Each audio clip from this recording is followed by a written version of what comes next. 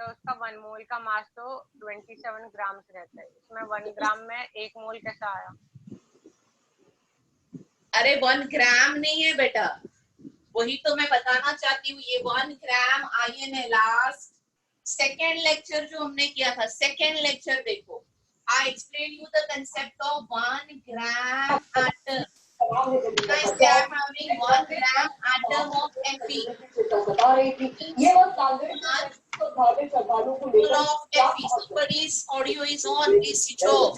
इस खबर को प्रमुखता के साथ नमस्ते भारत ने मुद्दा बनाया। दोपहर तक पंजाब सरकार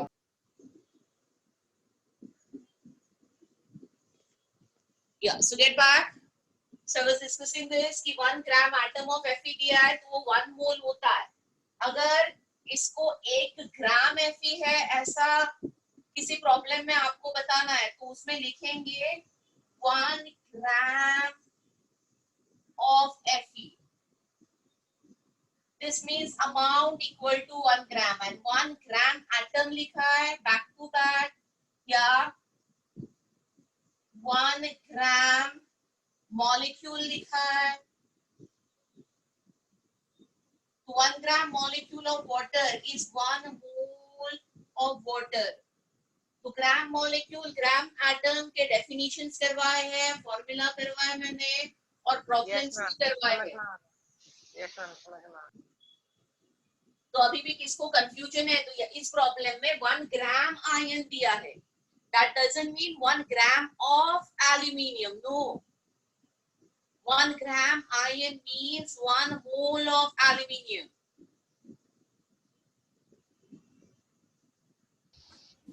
So any other problem you are having doubt up to 35 which was given to you in the homework, please ask. Ma'am, 5. Yes, ma'am. Yes, ma'am. कौन सा वाला बोला? 5 ma'am. चलो 23 करती हूँ, बाद में पूछना. नेक्स्ट प्रॉब्लम जो भी जिसका डाउट है वो 23 वाला जो प्रॉब्लम है वो कहता है which one of the following statement is not correct. ठीक है, पहला स्टेटमेंट कहता है 1 ग्राम एटम. तो ये फिर से वही है इस स्टेटमेंट में, इस स्टेटमेंट में 23 के they are using the term 1 gram atom of silver.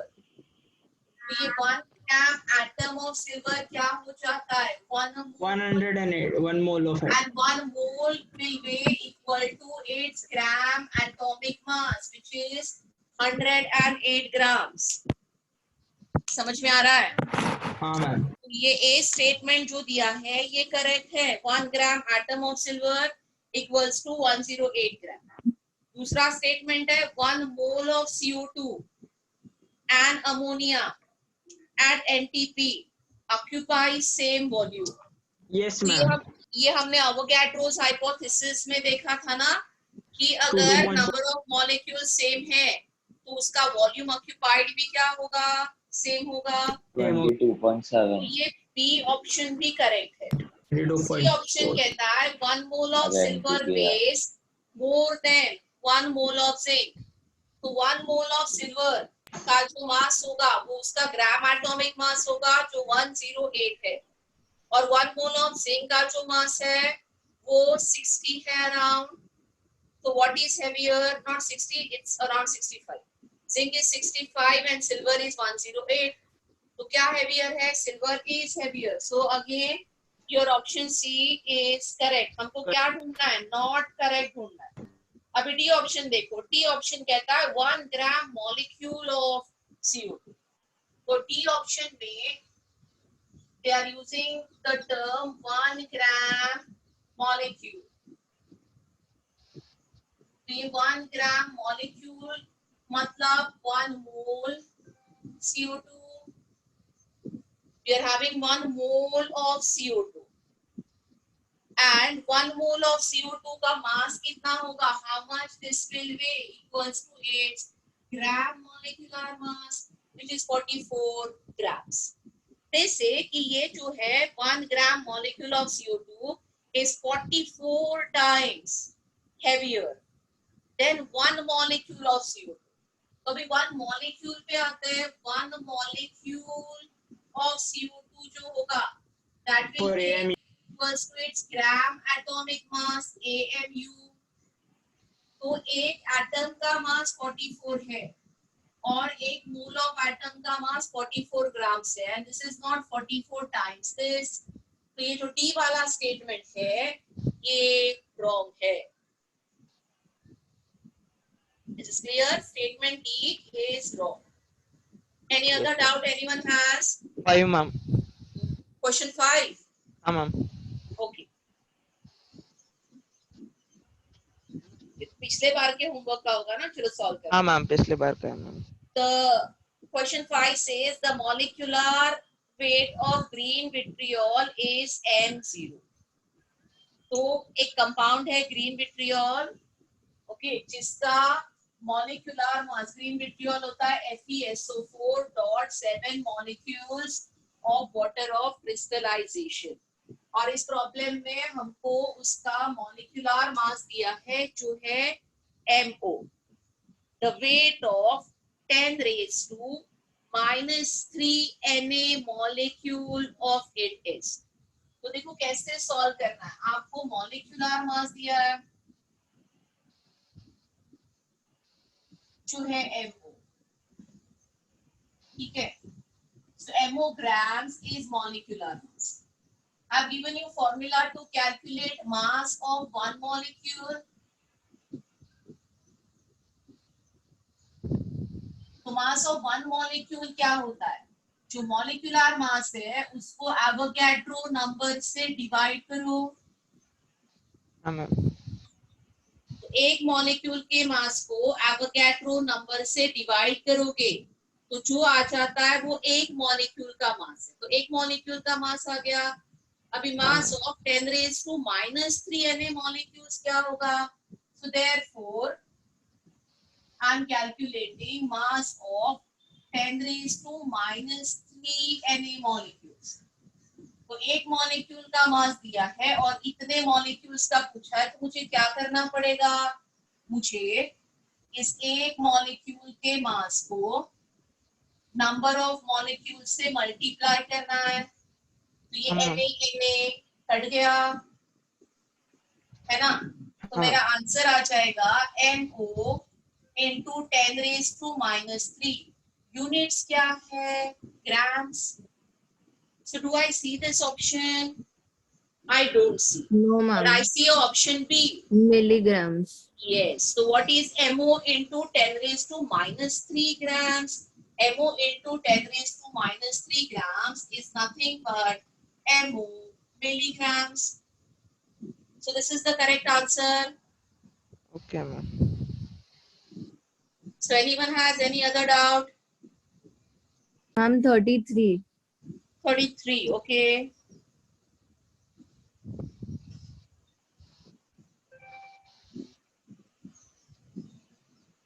Problem number 33 कहता है the atomic weight of a triatomic gas is A।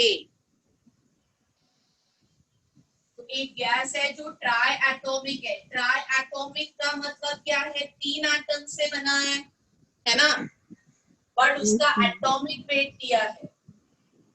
तो आपको जो दिया है वो एटॉमिक मास दिया है, मतलब एक एटम का मास दिया है एक, और वो ट्राइएटॉमिक है तो उसका मॉलिक्यूल जो होगा वो मॉलिक्यूलर मास क्या होगा, 3 times A। Yes. क्योंकि वो 3 एटम से बना है, right? Yes. They asked you the correct formula for the number of moles of gas in its W gram is। तो number of moles का formula क्या होता है, for number of moles हम क्या करते हैं, हम जो mass Gram molecular given in the problem उसको हम ग्राम मॉलिक्यूलर मास से डिवाइड करते हैं। मास इन ग्राम्स दिया है W ग्राम और ग्राम मॉलिक्यूलर मास 3A, तो W by 3A will be the correct formula for number of moles।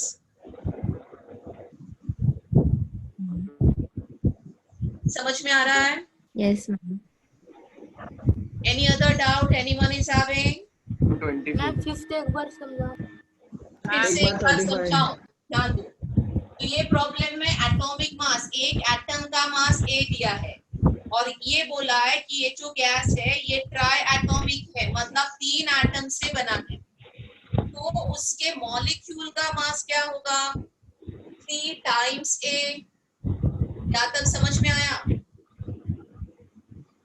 अभी how to calculate number of moles whatever is the weight in grams given. say for example मैं आपको दूसरा example देती हूँ। Methane है तो methane का molecular mass 16 है यस मैम। और प्रॉब्लम में बोला है कि 32 ग्राम्स ऑफ मीथेन में कितने मोल है। हम क्या करेंगे? 32 को 16 से डिवाइड करेंगे, that is 18 grams upon gram molecular mass. Yes ma'am. इस प्रॉब्लम में बोला है कि गैस का मास W ग्राम्स है तो कितने मोल्स होंगे? W अपॉन its ग्राम मॉलिक्यूलर मास। तो W अपॉन ग्राम मॉलिक्यूलर मास 3A है। समझ में आ रहा है? हाँ मैम। मैम बोलो। मैम आप मैक्रोमोलेक्यूल एक बार वापस से समझा सकते हो? मेरा समझ में नहीं आया। बेटा मैक्रोमोलेक्यूल्स का जो लास्ट पार्ट था, मैक्रोमोलेक्यूल्स में हमने उन मॉलिक्यूल्स को डिस्कस किया जिनका एक डेफिनेट फॉर्मूला लिखना डिफिकल्ट होता है। ये पहली बात समझ लो। अगर फॉर्मूला लिख के दिया तो हम मॉलिक्यूलर मास कैलकुलेट करते हैं। से for example I right this formula CH3COOH। ये फॉर्मूला लिखने के बाद तुम मॉलिक्यूलर के माइक से बहुत कैलकुलेशन आवाज आ कर रहा है। सकते हो। Yes ma'am. तुम कार्बन का मास, हाइड्रोजन का और ऑक्सीजन का ऐड करोगे और तुम कहोगे इसका मॉलिक्यूलर मास 60 है। ये तुम कर सकते हो क्योंकि मैंने एक फॉर्मूला लिखे। But macromolecules are those molecules जिनका हम फॉर्मूला नहीं लिख सकते बट वो एग्जिस्ट करते हैं, उनका मास है। So what is the alternate way to find their formula? We do percent analysis. किसी एक एलिमेंट का जो बहुत कम क्वांटिटी में उसमें प्रेजेंट है उसका परसेंट एनालिसिस करते हैं और ये मान लेते हैं कि वो बड़े से मॉलिक्यूल में उस एलिमेंट का एक ही एटम प्रेजेंट है और इससे हम उसका मॉलिक्यूलर मास डिफाइन करने की, फाइंड आउट करने की कोशिश करते हैं। ओके, तो परसेंट विद रिस्पेक्ट टू 100 होता है और उसका एक एटम का मास लेके हम मॉलिक्यूलर मास फाइंड आउट करने की कोशिश करते हैं। इसके बेसिस पे मैंने 2 प्रॉब्लम्स ऑलरेडी आपको। बोलो बेटा। मैम आप एक बार फॉर्मूला वापस लिख सकते हैं? मैं वो थोड़ा नहीं लिख कोई फॉर्मूला उसमें दिया ही नहीं है, मैंने कोई फॉर्मूला नहीं है, वो क्रॉस मल्टीप्लिकेशन मेथड से हमने सॉल्व किया है। मैम एक बार 35 सम कर सकते?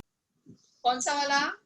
35 20 नहीं 35 ये जो आपका ये वाला दिक्कत है ना, मिनिमम मॉलिक्यूलर मास, ये आगे के होमवर्क में कहीं तो आएगा। इसके प्रॉब्लम्स वो हम सॉल्व कर सकते हैं, लेकिन ये तो कर ही सकती हूँ मैं। इसका कोई एक फिक्स फॉर्मूला नहीं है बेटा, क्रॉस मल्टीप्लिकेशन से इसको हम सॉल्व करते हैं। मैम 33 में मेरा एक डाउट है। हाँ बोलो ना। मैम आपने जो ट्राइएटॉमिक बोला है उसका मतलब 3 एटम्स जो है वो एक ही एलिमेंट के क्या? हाँ बेटा, उन्होंने कहा है कि atomic weight of triatomic gas is A। अगर वो अलग अलग एलिमेंट होते तो बोल देते कि एक एलिमेंट A है जिसका मास इतना है, दूसरा एलिमेंट B है जिसका मास इतना है। ये तो स्टोरी नहीं दी है ना यहाँ पे। मतलब इसमें मुझे ये अज्यूम करना ही पड़ेगा कि तीनों एलिमेंट, तीनों एटम एक ही है। हाँ। और कोई डाउट है 33rd में? नहीं। So somebody asked me to solve which problem? 35. Yes ma'am.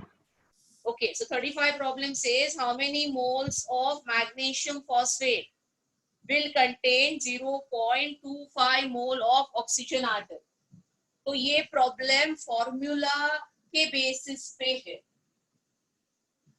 Formula का मतलब मैंने आपको लास्ट लेक्चर समझाया था, फिर से देखो। फॉर्मूला दिया है मैग्नीशियम फॉस्फेट का 35. Your magnesium phosphate is Mg3PO4 twice. Okay, this is the formula for magnesium phosphate. अगर मेरे पास 1 मोल ये कंपाउंड है तो उसमें ऑक्सीजन कितना है? मैग्नीशियम 3 मोल्स है, समझ रहा है। फॉस्फोरस 2 मोल्स है, समझ रहा है। तो ऑक्सीजन कितने मोल्स है बोलो? 8 moles. कितना? 8 moles. 8 मोल्स है, 6 नहीं। ध्यान से देखो, PO4 में 4 oxygen and this whole is repeating twice. So 1 mole of magnesium phosphate contains 8 mole of oxygen. Yes, ma'am. ये इंफॉर्मेशन मुझे कहाँ से मिली? फॉर्मूला से मिली, राइट? Formula. बस अभी क्या पूछा है कि how many moles of magnesium phosphate, ये पूछा है कि मैग्नीशियम फॉस्फेट के मोल्स कितने होंगे, जिसमें 0.25 मोल ऑक्सीजन हो। Yes, ma'am. तो कर सकते हो? Yes ma'am. Yes, ma'am. क्या आएगा answer? 3.125 into 10 raised to minus 2. Right, 3.125 into 10 raised to minus 2. So your formula tells you the mole composition. Formula tells you the mass percent. Right? हमने ये किया कि नहीं लास्ट लेक्चर? फॉर्मूला का मतलब। Yes, ma'am. Any other doubt anyone is having? Ma'am 6 ma'am. 28 वाला कौन सा? 28 28th problem. Yes ma'am. So your problem number 28 says if Na is Avogadro's number, then the number of valence electrons in 4.2 grams of nitride ion is, और दिया है हमको कि 1 atom of nitrogen has 5 valence electrons. तो ये valence electrons का मतलब क्या है? Valence electrons means number of electrons present in last shell. तो अगर मैं नाइट्रोजन ले लूं, 1 nitrogen atom, 1 atom of nitrogen has 5 valence electron. ये तो आप इलेक्ट्रॉनिक कॉन्फ़िगरेशन लिख के भी देख सकते हो और प्रॉब्लम में भी दिया है। यहाँ तक तो कोई डाउट होना नहीं चाहिए। अभी मैं जब भी 1 आयन लूंगी, अभी एटम 2 आयन में ये 3 माइनस चार्ज आ गया, तो 3 माइनस चार्ज कैसे आ गया? How a negatively charge ion is formed when electrons are taken. जब ये एटम इलेक्ट्रॉन एक्सेप्ट करेगा और 3 माइनस चार्ज मतलब इसने 3 इलेक्ट्रॉन एक्सेप्ट किए, तो इसके ऑलरेडी बैलेंस शेल में 5 इलेक्ट्रॉन थे और अभी 3 और आ गए, तो नाइट्राइड आयन के बैलेंस शेल में 8 इलेक्ट्रॉन्स है। क्या तक क्लियर? Yes, ma'am. यस अगर मैम। एक आयन मेरे पास है तो उस एक आयन के पास 8 इलेक्ट्रॉन्स है। बस अभी मुझे कैलकुलेट करना है the number of balance electron in 4.2 ग्राम। तो मैं पहले number of moles find out करूंगी। 0.3, ma'am. ग्राम्स में तो 0.2 4.2 को मैं 14 से डिवाइड करूंगी, right? Because atomic mass of nitrogen is 14, तो 4.2 डिवाइडेड बाय 14 का आंसर आ जाएगा 0.3, 0.3. राइट? तो नंबर ऑफ मोल्स मेरे हो गए 0.3 मोल्स। अभी इस 0.3 मोल्स में कितने आयन्स है? 0.3 Na, Yes, और ma'am. एक आयन में 8 इलेक्ट्रॉन्स है। So therefore number of balance electrons in 4.2 gram of N3 minus is कितने आयन्स है 0.3 और हर एक पे 8 so 8 into 0.3 Na is the answer right तो आंसर आ जाएगा आपका 2.4 Na number of valence electrons in this will be 2.4 Na is this clear Ma'am, number of moles is equal to number of ions. नहीं बेटा number of moles is equal to number of ions नहीं number of moles को मैंने Avogadro number से multiply किया है moles के बाद में नंबर के लिए we need to multiply with Avogadro's number तो 0.3 मोल्स में कितने नंबर ऑफ आयंस है 0.3 into Avogadro's number of ions है समझ में आ रहा है हाँ ma'am So can I go ahead? हो गए सबके Sixth problem. doubts? कौन सा? 6. Sixth problem.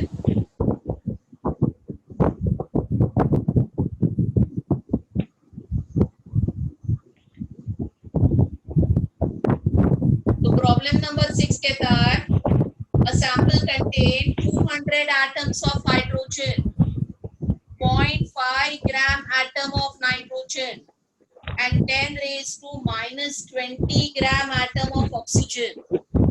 And what is the approximate number of total atom? तो ये बेटा सिंपल है आपको 6 प्रॉब्लम में हाइड्रोजन के नंबर ऑफ एटम्स दिए हैं 200 बट नाइट्रोजन के लिए बोला है 0.05 ग्राम एटम मतलब 0.05 moles Ma'am, can you mute everyone, moles में ma'am? कितने नंबर ऑफ एटम्स होंगे 0.05 into Na और ऐसे ही आप Yes, ma'am. ऑक्सीजन के एटम्स कैलकुलेट करो तीनों नंबर के टोटल करो और आंसर टिक करो मैम आंसर मेरा 2.15 into 10 to the power 22 आ रहा है मैम लेकिन यहाँ पर तो 3 into 10 सुन मेरी बात कोई किसी भी ऑप्शन में गड़बड़ नहीं है पीछे के आंसर की सब सही है तुझे तेरा कैलकुलेशन चेक करना है बस और कुछ नहीं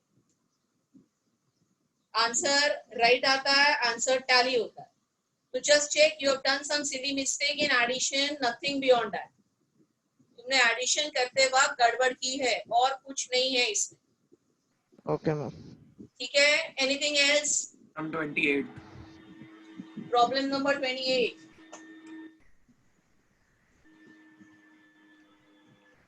So your problem number 28 says if Na is Avogadro's number. तो ये अभी तो किया मैंने. Ma'am, sorry, 25th. Ma'am, आपने 25th लिखा है उधर. तो मैंने 25th लिखा होगा but solve तो 28 किया ना तेरा doubt हाँ. अगर ये problem है तो ये solve हो गया. और तो वो 25th है ma'am. तो 25th भी आज सबसे पहले solve किया मैंने. हाँ ma'am. Today's lecture started with solving 25th. ध्यान नहीं होता लेक्चर में.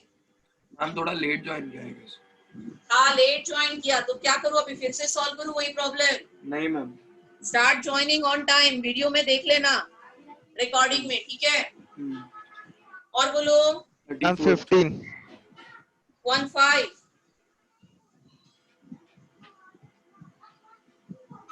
So 15 problem says the number of electrons in 2 gram ion. तो ये वही है 2 gram ion को 2 मोल लेना है और इलेक्ट्रॉन्स गिनने हैं. इलेक्ट्रॉन्स कैसे गिनेंगे सबके एटॉमिक नंबर ऐड करो नेगेटिव चार्ज है तो इलेक्ट्रॉन को ऐड करो पॉजिटिव चार्ज है तो उतने इलेक्ट्रॉन्स को माइनस करो. समझ में आ रहा है मैम मैंने इंटरनेट पे भी चेक किया मैम लेकिन आंसर यहाँ पर जो है वो नहीं आ रहा है मैम. आंसर एकदम सब राइट है बेटा फिर से चेक करना. देखो 15 में 2 ग्राम आयन दिया है मतलब पहले तूने 2 मोल लिया है कि नहीं ये बोल मुझे. हाँ मैम लिया है मैम. हाँ तो 2 मोल में कितने आयन्स होंगे 2 Na आयन्स. हाँ मैम. बस अभी NO3 माइनस के इलेक्ट्रॉन गिनने में क्या गड़बड़ है. NO3 माइनस अगर दिया है नाइट्रेट रेडिकल दिया है तो कितने इलेक्ट्रॉन्स तेरे नाइट्रोजन के है 7. हाँ मैम. कितने इलेक्ट्रॉन्स एक ऑक्सीजन से आते हैं 8 तो 3 ऑक्सीजन से कितने इलेक्ट्रॉन्स आएंगे 24. और एक माइनस चार्ज है, उसका एक इलेक्ट्रॉन, तो टोटल इलेक्ट्रॉन हो गए 32 एंड 32 into 2 Na, इसका आंसर 64 Na होगा। क्यों टैली नहीं हो रहा था तेरा?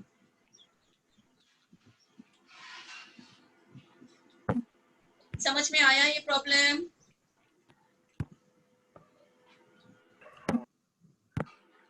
मैम बोलो। मैम एक ग्राम एटम ग्राम आयन का मतलब क्या होता है? बेटा आज के लेक्चर के स्टार्ट टू लेट ज्वाइन किया क्या? नहीं। तो स्टार्ट में वही समझाया कि ग्राम एटम, ग्राम आयन, ग्राम मॉलिक्यूल मींस 1 मोल। और ये पिछले लेक्चर में भी समझाया है, उसके पिछले लेक्चर में भी समझाया है, इसके प्रॉब्लम्स भी किए हैं। 1 gram atom doesn't mean 1 gram of that atom. 1 gram atom means 1 mole. अच्छा, okay ma'am. Okay, you check gram atomic mass, gram molecular mass, दोनों में मैंने gram atom, gram molecule को डिफाइन किया है, फॉर्मूला दिया है, मतलब भी समझाया है। ठीक है, और बोलो। 34th। लगता है सारा होमवर्क मुझसे ही सॉल्व करवाओगे आप लोग। Problem number 24 says a mixture contains 34। कौन सा? 34। 34 में दिया है the number of atoms in 558.5 gram of Fe। तो मतलब इसमें क्या है, आपको एक मास दिया है, Fe का एटॉमिक मास दिया है, डिवाइड करो, नंबर ऑफ मोल्स आ जाएंगे, नंबर ऑफ मोल्स को एवोगैड्रोस नंबर से मल्टीप्लाई करो, और तो कुछ है नहीं इसमें। नंबर ऑफ एटम्स कैलकुलेट करना नंबर ऑफ मोल्स से, just multiply number of moles bye Avogadro's number and you will get number of atoms. नीचे जो ऑप्शन दिए हैं, so twice that in 60 gram of carbon, तो 60 ग्राम कार्बन होता है 5 moles, तो उसमें कितने एटम हो गए? 5 Na, उसका डबल मतलब 10 Na। क्या ये आंसर है? ऐसे करके क्रॉस चेक करना है। Is that clear? Yes ma'am. और बोलो, कुछ है कि आगे बढ़ूं? आज का सिखाओ मैम। मैम 24th वाला। 24th वाला।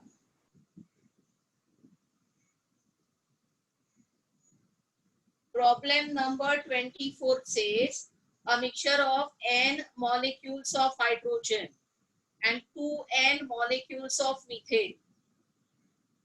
Okay, तो हाइड्रोजन के मैम मोल्स है। n moles of hydrogen and 2n moles of methane. ठीक है, the ratio of number of carbon is to hydrogen atom in the mixture. तो हमारे पास n moles of हाइड्रोजन है 24th problem में।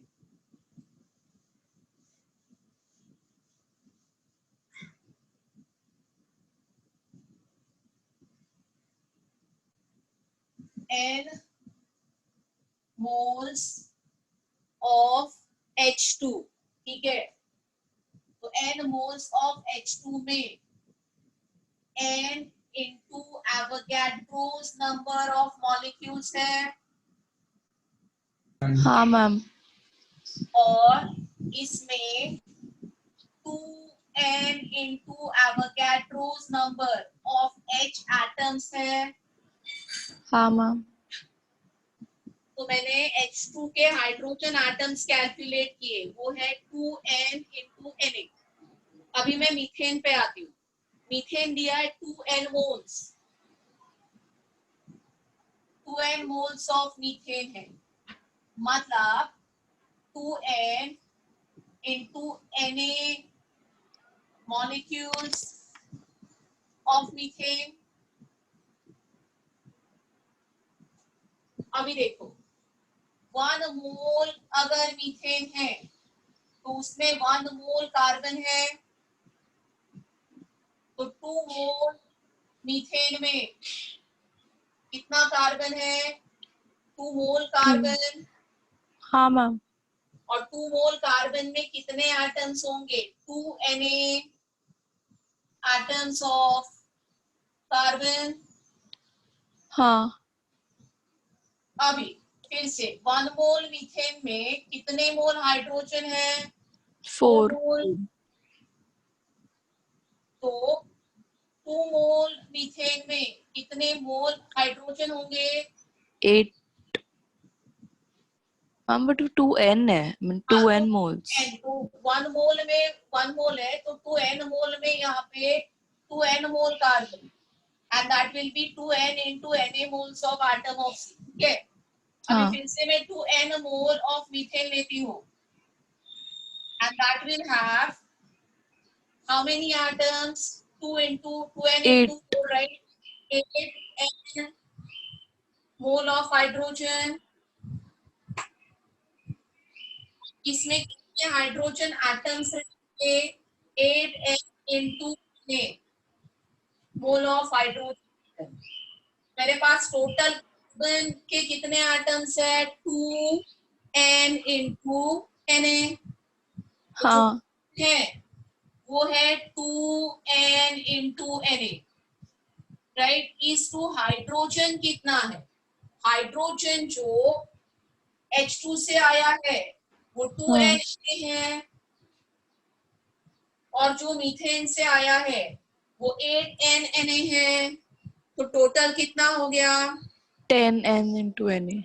बस फिर हो गया, रेशो निकालो, आ गया आंसर। ठीक है मैम समझा। मैम 14। कौन सा problem? 14। Okay, so let us solve problem number 14. So problem number 14, the number of atoms in 52 AMU of helium. तो AMU दिया है, मतलब एटॉमिक मास दिया है बेटा, ये एटम का मास 52 AMU। तो 14 में मुझे ग्राम एटॉमिक मास से स्टार्ट करना है। What is gram atomic mass of helium? 4 AMU। तो 52 AMU, एक एटम का मास 4 है, तो 52 AMU में कितने एटम्स होंगे? 52 divided by 4, answer is 13 atoms of helium. और बोलिए।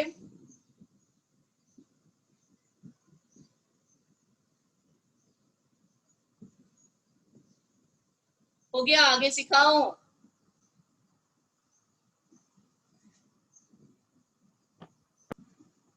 Any doubt anyone has? No ma'am. चलो तो आगे सीखते हैं। तो last lecture percent composition, empirical formula, molecular formula वगैरह मैंने सिखाया। आज होमवर्क में उसके और प्रॉब्लम्स भी आ जाएंगे। अभी मैं थोड़ा सा डिस्कशन मोल के लास्ट डेफिनेशन का आपके साथ फिर से करती हूँ और इसको थोड़ा और क्लैरिटी से हम समझने की कोशिश करते हैं।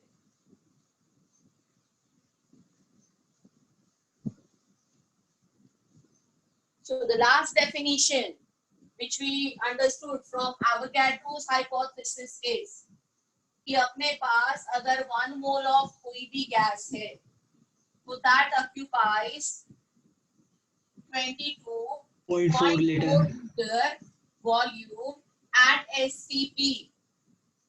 Yes. और ये सिर्फ गैस को ही अलाउड है, राइट, ये यूज करना। अभी इसको थोड़ा और अच्छे से समझाती हूँ। ये 22.4 जो नंबर है वो कहाँ से आता है? तो उसके लिए आज मैं आपको एक इक्वेशन बताती हूँ जिसको कहते हैं ideal gas equation. This will be derived in a topic called gaseous state. हम इसका सब कुछ समझ लेंगे गैसियस स्टेट में, बट फिलहाल इस इक्वेशन को हम एज इट इज लेते हैं। This is called as ideal gas equation which is PV is equal to nRT। तो इस इक्वेशन में P क्या है? So P is pressure of gas।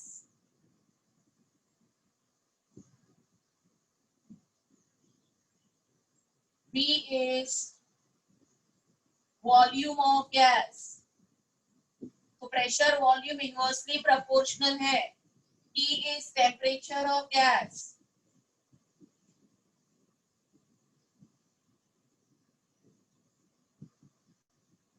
N जो है वो number of moles of gas है.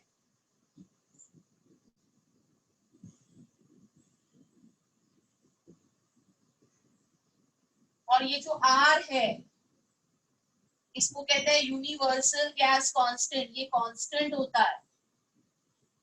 इसके वैल्यूज में दे देती हूँ आपको. तो R के यूजुअली अगर हम SI सिस्टम में वर्क कर रहे हैं तो R का वैल्यू होता है 8.314 जूल्स पर केल्विन पर मोल. या अगर प्रेशर एटमॉस्फेयर में वगैरह दिया है तो R की वैल्यू होती है 0.821 litre atmosphere per kelvin per मोल. ये वैल्यूज कैसे आते हैं, कैसे यूज करने हैं, इसका डिटेल अगेन गेशियस में. फिलहाल के लिए R के यही वैल्यूज आपको यूज करने हैं, ऐसे समझ के चलो. तो ये जो इक्वेशन है इसको हम आइडियल गैस इक्वेशन कहते हैं. And this is followed, this is obeyed by the gases. तो गैस का प्रेशर, वॉल्यूम, टेम्परेचर और नंबर ऑफ मोल्स को वेरी करने के बाद जो वेरिएशन होता है गैसियस स्टेट में वो समझने के लिए हम ये इक्वेशन समझते हैं. अभी मैं ये 22.4 नंबर कहाँ से आया ये आपको कैलकुलेट करके समझाती हूँ. From where I got this. तो ये जो है ये वॉल्यूम है एट एसटीपी. तो एसटीपी का मतलब क्या है? एसटीपी का मतलब जो टेम्परेचर है, ये टेम्परेचर ऑफ अ गैस जो होता है ये हमेशा इन केल्विन स्केल लेना है. मैम बोलो बेटा, सारे डाउट बाद में क्लियर हो जाएंगे, पहले सुन तो लो. नहीं मैम आपने उधर क्या लिखा है? 0821 के बाद L लिखा है. हाँ, L litre atmosphere per kelvin per mole. Okay. L capital L stands for litre. तो अभी मैं एसटीपी वाला टेम्परेचर ले रही हूँ. तो एसटीपी का टेम्परेचर होता है 273 केल्विन. एसटीपी पे जो प्रेशर होता है वो 1 एटमॉस्फेरिक प्रेशर है. और number of moles for 1 mole of a gas हम कैलकुलेट कर रहे हैं. और R इसके लिए क्योंकि प्रेशर एटमॉस्फेयर में है, R है 0.821 litre atmosphere per kelvin per mole. तो PV is equal to nRT में आप देखोगे मेरे पास प्रेशर है, मेरे पास नंबर ऑफ मोल्स है, R है और T है. वॉल्यूम आ जाएगा. So I'm doing this volume calculation. Okay. So I start substituting in this equation where volume will be nRT by P. So N is 1, R is 0.0821, temperature is 273 Kelvin and pressure is 1 atmosphere. When I solve this, I get the answer 22.4 liters. This is how 22.4 liters is the volume occupied by 1 mole of a gas at pressure 1 atmosphere and temperature 273. That's the reason we say volume occupied by any gas which is 1 mole at STP or NTP is 22.4 liters. At NTP it's 22.7 liters, ma'am. नहीं बेटा, NTP STP condition same है. NTP STP पे conditions नहीं बदलते. Ma'am बोलो. Ma'am में PV is equal to NRT का equation कहाँ से आया? देखो उसका डेरिवेशन क्या है? हाँ, उसका डेरिवेशन बेटा आगे चल के गैसियस स्टेट में हम करेंगे. गैस के लिए एक सेपरेट यूनिट पढ़ना है. तो सब कुछ मोल कंसेप्ट में तो नहीं होगा ना. ओके. मोल कंसेप्ट समझाने के लिए जितना गैसियस स्टेट जरूरी है उतना कर रही हूँ.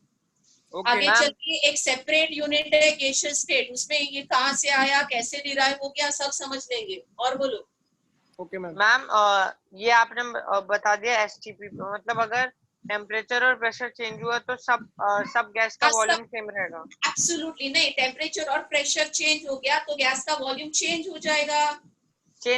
पर सारे गैस का वॉल्यूम एक ही रहेगा उस टेम्परेचर और प्रेशर पे? हाँ, मतलब अगर तेरा ये डाउट है कि टेम्परेचर मैंने 300 केल्विन कर दिया और प्रेशर मैंने 200 एटमॉस्फेयर कर दिया और नंबर ऑफ मोल्स 1 ही है. सो 1 मोल ऑफ किसी भी गैस के लिए at this temperature and at whatever is the temperature and whatever is the pressure, so as long as your temperature, pressure and number of moles are fixed, ये 3 चीजें तुम fix करते हो तो गैस कोई भी होने दो, वॉल्यूम सेम है. समझ में आ रहा है? Yes ma'am. तो गैस N2 है या O2 है इससे फर्क नहीं पड़ता. उसके मोल्स कितने हैं, उसका टेम्परेचर क्या है और उसका प्रेशर क्या है, इससे फर्क पड़ता है. अगर temperature, pressure, number of moles fix है तो वॉल्यूम ऑक्यूपाइड फिक्स है, let it be any gas. Is that clear to you? Yes ma'am. Okay, you can yourself check. Volume is equal to nRT by P. अगर n R तो constant है, T और P NTP fix है, तो oxygen होने दो, nitrogen होने दो, CO2 होने दो, V का आंसर तो सेम आएगा ना? हाँ मैम.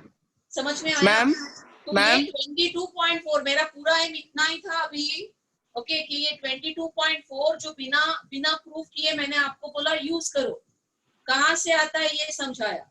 और इम्पोर्टेंट पॉइंट ये है कि किसी प्रॉब्लम में एनटीपी या एससीपी नहीं दिया है, मतलब टेम्परेचर 273 नहीं है, प्रेशर 1 एटमॉस्फेयर नहीं है, तो अंडरस्टैंड करो फिर वॉल्यूम भी 22.4 नहीं हो सकता.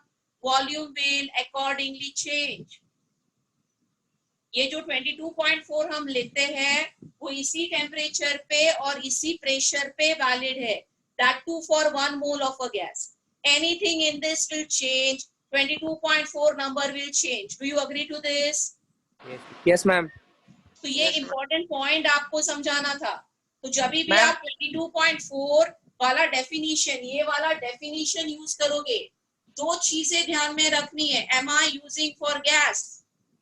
Because this is applicable only for gas. And second is the condition STP. Then only, not otherwise. Ma'am बोलिए. मैम यूनिवर्सल गैस कांस्टेंट भी कहाँ से आया है? ये भी आगे पढ़ेंगे. हाँ बेटा आगे पढ़ेंगे. अभी R की वैल्यू फिक्स है, वो ले लो. गैसियस स्टेट बेटा बहुत बड़ा चैप्टर है, उसमें बस गैस के बारे में ही पढ़ेंगे, सब डिराइव होगा. ये यूनिट्स ऐसे क्यों है, everything will be taught to you in detail. Okay ma'am. अभी पढ़ाने जाऊंगी तो 4 घंटे उसी में चले जाएंगे मेरे. इसके लिए यहाँ पे नहीं पढ़ा रही हूँ, बहुत डिटेल में करना है उसको, ऊपर ऊपर नहीं. Okay ma'am. तो अभी बस ये 22.4 समझ लो, ये नंबर कभी वैलिड है जो आप मोल में यूज करते हो. बाकी आइडियल गैस इक्वेशन के डिटेल्स में अभी नहीं जाना. बट ये नंबर कहाँ से आया, इस फॉर्मूला से आया, ये समझाने के लिए मैंने ये फॉर्मूला यूज किया है. तो ये छोड़ के मैं अभी कुछ आपको कन्वर्जन्स भी सिखा रही हूँ, क्योंकि हम वॉल्यूम, प्रेशर वगैरह यूज कर रहे हैं, तो थोड़े बहुत कन्वर्जन समझ लो. तो वॉल्यूम का यूनिट लीटर होता है. 1 litre is 1000 ml. Right, your 1000 ml is 10 raised to 3 cm cube, which is equal to 1 dm cube, and which is equal to 10 raised to minus 3 meter cube. So I've given you some conversions of volume. ये volume के कुछ convergence है. कुछ pressure के unit देखते हैं. Atmosphere का मतलब क्या है? 1 atmosphere. Atmosphere is a unit of pressure. तो 1 atmosphere in mm of HA goes 760 millimeters of mercury या 76 centimeters of mercury. प्रेशर का ऐसा यूनिट होता है पास्कल या न्यूटन पर मीटर स्क्वायर. तो 1 एटमॉस्फेयर हो जाता है 1.01325 into 10 raised to 5, either Newton per meter square, which is same as Pascal. और एक यूनिट होता है प्रेशर का बार. So 1 atmosphere is 1.01325 बार. तो मैंने प्रेशर के यूनिट्स कुछ डिस्कस किए हैं, उनका इंटर कन्वर्जन दिया है. टेम्परेचर, तो हमको हमेशा टेम्परेचर इन केल्विन लेना है इस फॉर्मूला में. तो टेम्परेचर इन केल्विन स्केल कैसे कैलकुलेट होता है? जो तुम्हारा डिग्री सेल्सियस वाला टेम्परेचर है उसमें 273 ऐड करो। तो डिग्री सेल्सियस में 273 ऐड करने के बाद तुमको केल्विन स्केल मिलता है। अगर टेम्परेचर फ़ारेनहाइट में दिया है तो उसको डिग्री सेल्सियस में कन्वर्ट करना है। तो conversion is 5/9 into temperature in Fahrenheit minus 32. तो Fahrenheit to degree Celsius to Kelvin. तो ये कुछ कन्वर्जन्स दिए हैं मैंने। Okay, when you are handling pressure, volume and temperature. So any doubt till here? Otherwise, copy the content from the board. फिर इसके कुछ सिंपल प्रॉब्लम्स करवा दी हूँ ताकि समझ में आए ये क्या है, कभी यूज करना।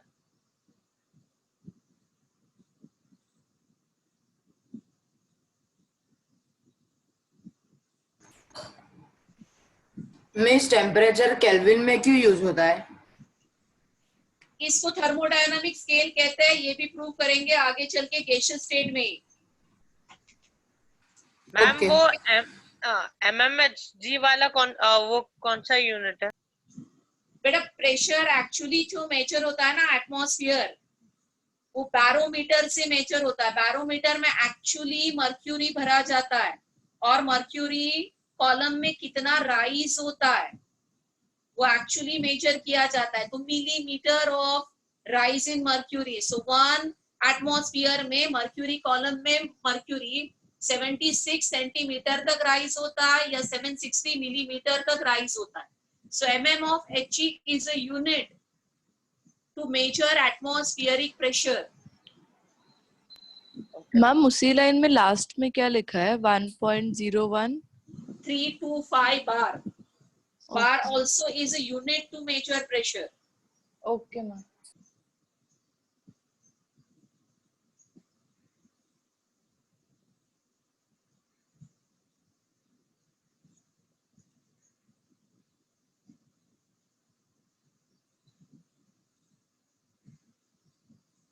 ये जो इक्वेशन अभी पढ़ा ना, इस पे पूरा एक चैप्टर है हमारा और मोल कंसेप्ट से भी बड़ा।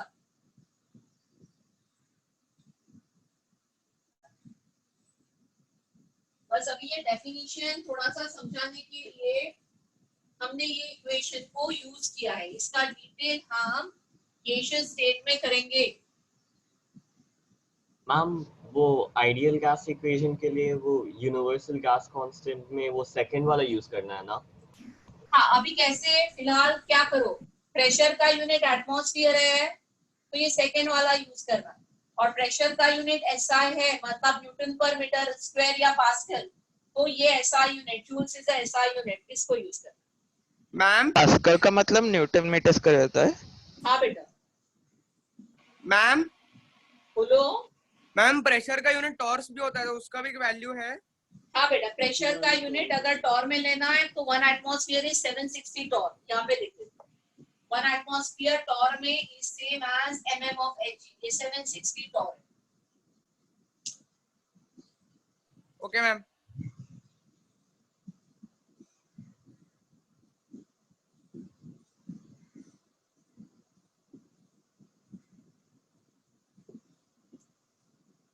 तो अभी फिलहाल मूल कंसेप्ट के एंगल से मैंने आपको ये नंबर कहाँ से आया ये समझाया, और ये डेफिनेशन यूज करते वक्त दो चीजें याद में रखनी है ये समझाया। एक सिर्फ गैस के लिए एप्लीकेबल है और दूसरा any change in number of moles, temperature and pressure, this number is not valid. Is this point clear to you? Yes ma'am.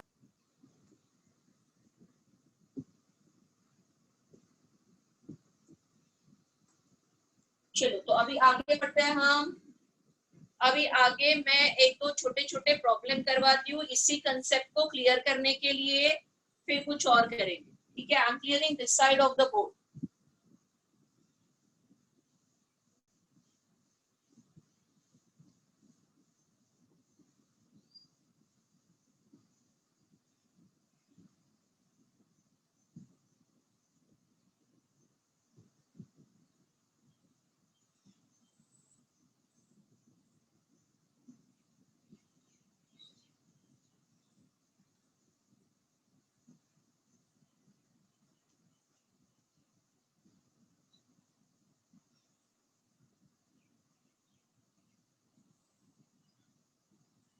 ये बहुत ही सिंपल प्रॉब्लम दिया है and everybody can solve. Half mole. Right, तो इसमें मैंने STP लिखा है, इसके लिए आपने ये फॉर्मूला यूज किया, तो आपके number of moles is equal to volume in liter of gas upon 22.4 liters. All this is valid at STP. तो वॉल्यूम इन लीटर 11.2 है upon 22.4 litre, everything is working at STP और answer 0.5 आ जाएगा, कोई दिक्कत नहीं। बट अभी next problem देखो,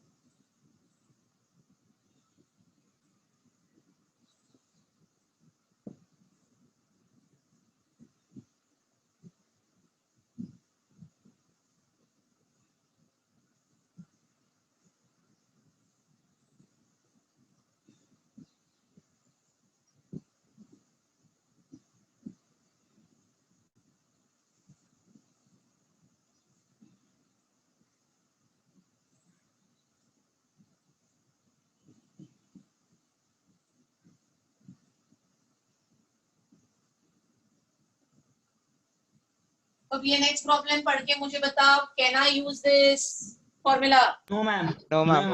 समझ में आया? कभी यूज करना है, कभी नहीं यूज करना है। हाँ। बस अभी इसमें कैसे कैलकुलेट करेंगे, अगर ऐसे दिया है, कोई और टेम्परेचर दिया है, कोई और प्रेशर दिया है, तो कैसे कैलकुलेट करेंगे? इसको यूज करके कैलकुलेट करेंगे। अभी डायरेक्टली आ जाएगा आपका number of moles is equal to PV upon RT, इसमें नंबर डालो और आंसर निकालो।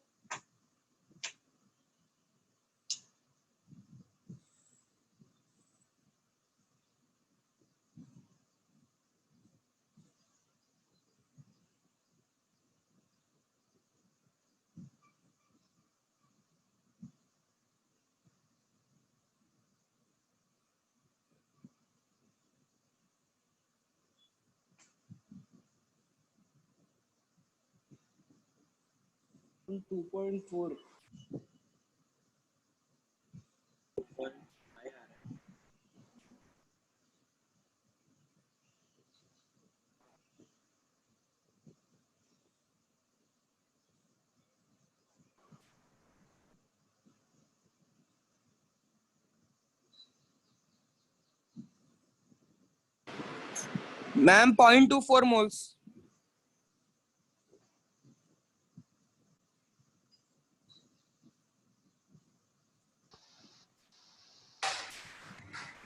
फोर 4.105 into 10⁻³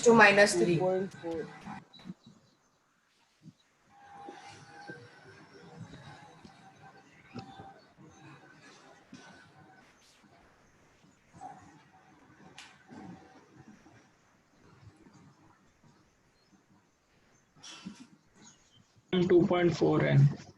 2.4 है मैम, आगे जा रहा है, कोई बात नहीं।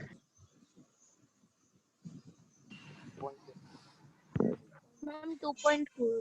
हाँ 2.43 आ रहा है ना number of moles. Yes ma'am 2.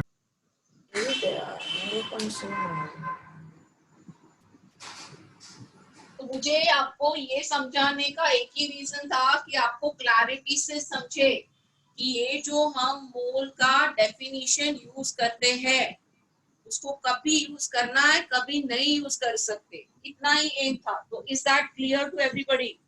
Yes ma'am. That's great. अभी आगे कुछ और सिखाती हूँ। ये एनआरटी से आगे बढ़ते हैं।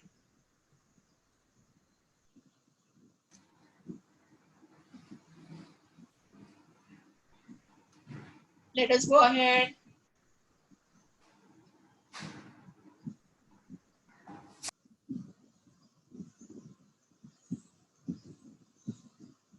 अभी मैं आगे क्या सिखाऊंगी? I'm just discussing little bit about density. कुछ डेंसिटी के प्रॉब्लम्स भी मोल से लिंक होके आ जाते हैं, तो डेंसिटी के बारे में थोड़ी क्लैरिटी लेते हैं। किसी भी सब्सटेंस की, लिक्विड, सॉलिड, गैस की दो तरह की डेंसिटी होती है। एक एब्सोल्यूट और दूसरी relative. We can always discuss two kinds of densities. इसके बारे में थोड़ा डिस्कस करती हूँ आपके साथ. What is absolute, what is relative, and what is the difference between gas का density and liquid and solid का density. So density of two types. Absolute density, relative density.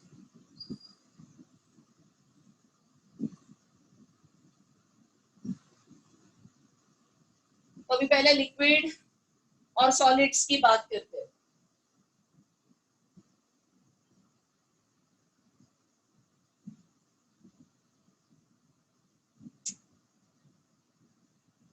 For liquids and solids.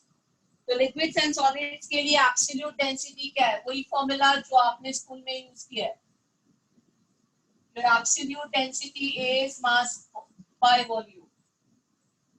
This is your absolute density. What is relative density? Relative density is a ratio or density of a given substance upon some standard. तो ये actually liquid के लिए कभी कभी discuss होता है.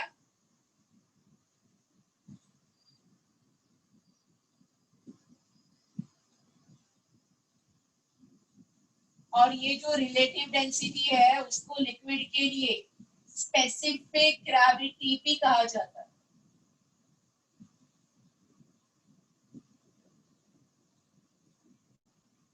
So what is the formula to calculate specific gravity? This is density of a substance divided by density of water. Yes. And with respect to density of a substance with respect to density of water at 4 degrees Celsius. तो relative में comparison है और absolute में actual है. ये फर्क है relative और एब्सोल्यूट में.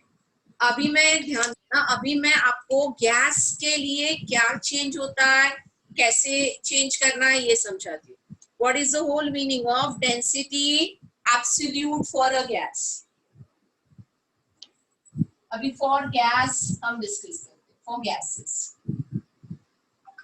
तो गैसेस के लिए है ना, जो भी हम करते हैं हमको इसी इक्वेशन से स्टार्ट करना है. PV is equal to NR. इसमें मैंने ऑलरेडी आपको बताया कि P is the pressure, V is the volume, N is the number of moles, R is the universal constant, and T is the temperature in Kelvin. तो अब इस formula में मैं N के जगह पे, नंबर ऑफ मोल्स के जगह पे सब्स्टिट्यूट करती हूँ W अपॉन N. इसमें W क्या है? इसमें जो W है ना वो वेट इन ग्राम्स है. I'm just changing my mind.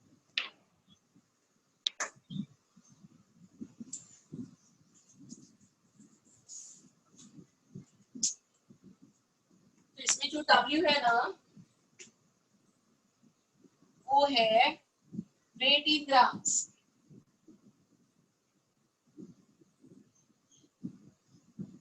और कैपिटल M है वो मॉलिक्यूलर वेट.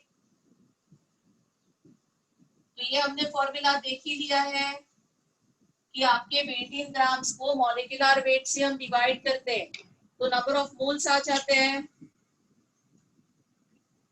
आया ना? Are you understanding this? तो N के जगह पे मैं सब्स्टिट्यूट करूंगी W by M. When I do that, my formula becomes PV is equal to W by M. Weight in grams upon molecular mass is number of moles, NR. अभी थोड़ा सा इसको मैं rearrange कर लेती हूँ. I hope everybody can see here. What is the rearrangement? I'm taking molecular mass this side and I'm taking W upon V this side. Now what is W upon V? Mass upon volume is density. So I get this equation PM is equal to DRV. Since density is mass upon volume, and I get a formula for density of a gas. Density of a gas is PM upon R. तो इस formula का मतलब क्या है? आपकी gas की density जो है ना वो फिक्स नहीं हो सकती. ओके, जैसे सॉलिड आयन है तो आयन की डेंसिटी फिक्स है, चेंज नहीं होती. पर किसी भी गैस की डेंसिटी अगर प्रेशर चेंज हो गया, टेम्परेचर चेंज हो गया तो चेंज है, वेरिएबल है, फिक्स नहीं है. ये फर्क है गैस के डेंसिटी में और सॉलिड और लिक्विड के डेंसिटी में. तो किसी भी गैस की डेंसिटी कैलकुलेट करनी है तो मास बाय वॉल्यूम नहीं, उसके साथ में क्या डेटा चाहिए? प्रेशर, टेम्परेचर का डेटा चाहिए. And this is the formula that I have derived for density of a gas. So did you understood till here? Yes ma'am. और ये कौन सी डेंसिटी है? एब्सोल्यूट. इस फॉर्मूला में P is the pressure of the gas, M is the molecular mass of the gas, R is same universal gas constant, जिसके दो values मैंने आपको ऑलरेडी दे दिए हैं, and T is the temperature in Kelvin scales. Ma'am क्या ये हो गया गैस के एब्सोल्यूट डेंसिटी का फॉर्मूला. अभी मैम, गैस बोलिए. मैम ऐसा क्यों कि लिक्विड और सॉलिड्स के लिए डेंसिटी का formula is same and for gases it is different? हाँ बेटा, ऐसा इसके लिए है ना क्योंकि गैसियस स्टेट अलग है बिहेवियर वाइज, लिक्विड सॉलिड अलग है. गैस ओके एक्सपांड होता है, कंप्रेस होता है ना. अगर मैं टेम्परेचर चेंज करूं तो गैस एक्सपांड होता है और कंप्रेस होता है.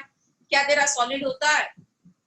तो हर फिजिकल स्टेट की अपनी प्रॉपर्टी है और जिसके वजह से ये चेंजेस आ जाते हैं. बोलिए. Okay ma'am. वैसे तो भी होता है ना मैम, लिक्विड भी कभी एक्सपांड होता है और एक्सट्रैक्ट होता है, तो उसका भी डेंसिटी एक्सपांड नहीं होता बेटा. गैस के जैसा एक्सपांशन लिक्विड स्टेट में नहीं है. Okay ma'am. लिक्विड और सॉलिड एक्सपांड प्रेशर से नहीं होते, कंप्रेस नहीं होते प्रेशर से. यही डिफरेंस है गैसियस स्टेट और लिक्विड और सॉलिड स्टेट में, जिसको हम और डिटेल में पढ़ेंगे आगे चल के गैसियस स्टेट में. तो मैंने ये फॉर्मूला किसका डिराइव किया? Absolute density for a gas. अभी गैस की भी रिलेटिव डेंसिटी होती है, तो इसको मैं आपको डिफाइन करवा देती हूँ और इसके लिए भी एक इक्वेशन डिराइव कर देती हूँ, ध्यान दो. तो what is the relative density of a gas? Relative density of a gas को कहते हैं वेपर डेंसिटी. तो ये वाला टर्म आपने सुना होगा. रिलेटिव डेंसिटी जो होती है गैस की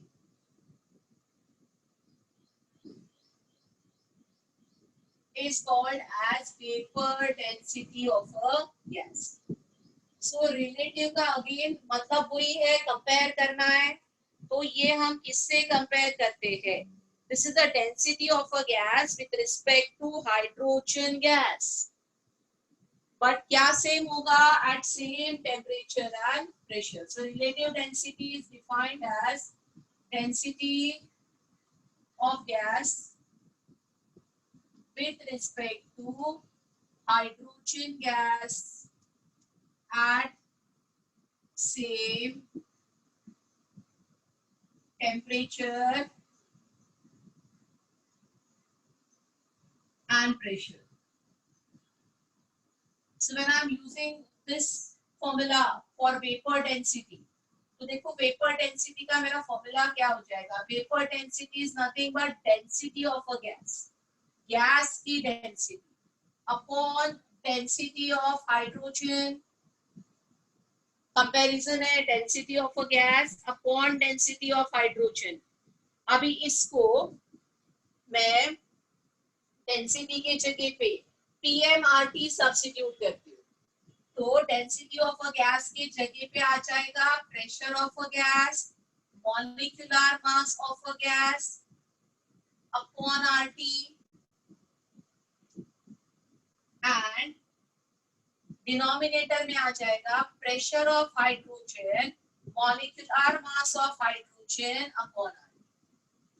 अभी इसमें क्योंकि टेम्परेचर और प्रेशर कांस्टेंट है, PT कट जाएगा, R कांस्टेंट है कट जाएगा, और मुझे एक सिंपल फॉर्मूला मिल जाता है vapor density is nothing but molecular mass of a gas upon molecular mass of hydrogen, and which I know कि molecular mass of hydrogen कितना होता है, and this is how we get the equation कि आपका vapor density को अगर हम 2 से multiply करते हैं तो हमको molecular mass of gas मिलता है। ये फॉर्मूला आप कभी भी लिक्विड और सॉलिड के लिए नहीं यूज कर सकते। So this is the formula for vapor density of a gas, which is a relative density in comparison with hydrogen. अभी क्या जरूरी है कि इसको in comparison with hydrogen gas ही करना है? नहीं, आप इसको in comparison with any gas कर सकते हो। तो हाइड्रोजन के जगह पे किसी प्रॉब्लम में बोला है calculate vapour density with respect to chlorine, कहाँ पे फर्क आएगा? यहाँ पे नीचे मॉलिक्यूलर मास ऑफ क्लोरीन आ जाएगा, बट किसी फॉर्मूला में विथ रिस्पेक्ट टू नहीं दिया है, तो विथ रिस्पेक्ट टू नहीं दिया है तो standard hydrogen, if nothing is given we take it as hydrogen, but that doesn't mean we have to always calculate with respect to hydrogen. You can calculate relative density or vapor density of a gas with respect to any other gas. Is this concept clear? Ma'am, if you're saying that relative समझाओगे? density can be calculated with respect to any other gas, so relative density for liquid and solid can also be calculated with respect to any other solid or solute. हाँ, मतलब define करना पड़ेगा, but जो standard definition है वो मैंने दे दिया। Standard definition with respect to water है। ओके मैम वहाँ पे मास ऑफ गैस अपॉन 2 इसलिए ले कि वो हाइड्रोजन का मॉलिक्यूलर मास है इसलिए। बेटा यहाँ पे molecular mass of H22 substitute किया। Okay ma'am. और कुछ? मिस यहाँ पे डेंसिटी ऑफ वाटर क्यों लिया? दूसरा भी तो कुछ ले सकते हैं ना। हाँ बेटा, बट एक स्टैंडर्ड होता है ना, तो स्पेसिफिक ग्रेविटी का standard is water. Okay miss. तो इतना लिख लो, फिर इसके कुछ प्रॉब्लम्स करवाती हूँ।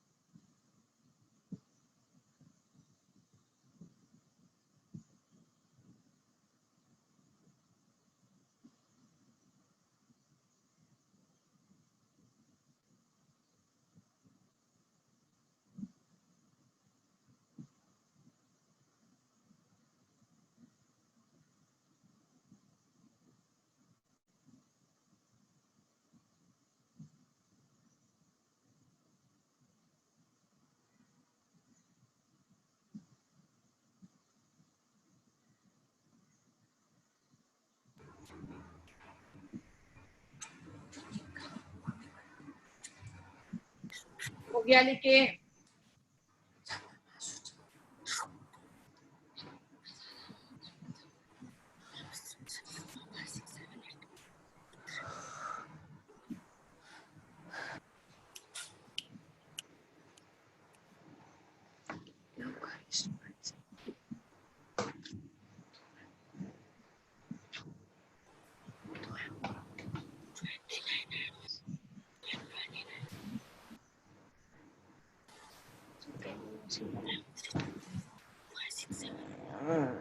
या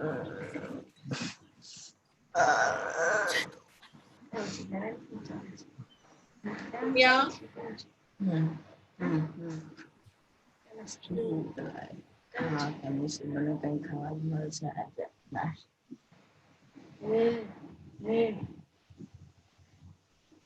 એક મિનિટ એ તો શું કામ છે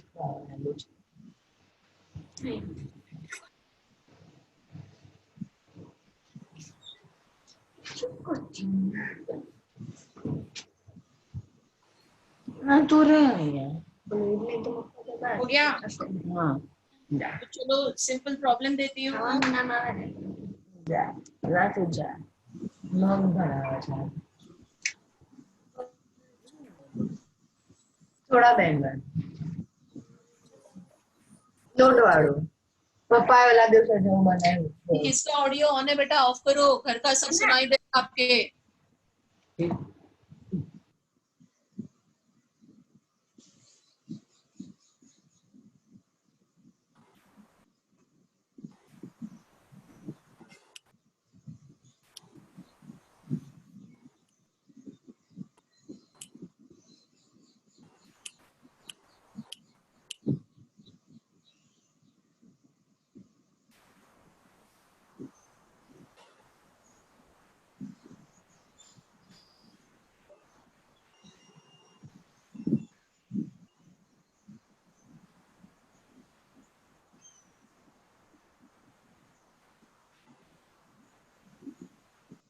मैम 2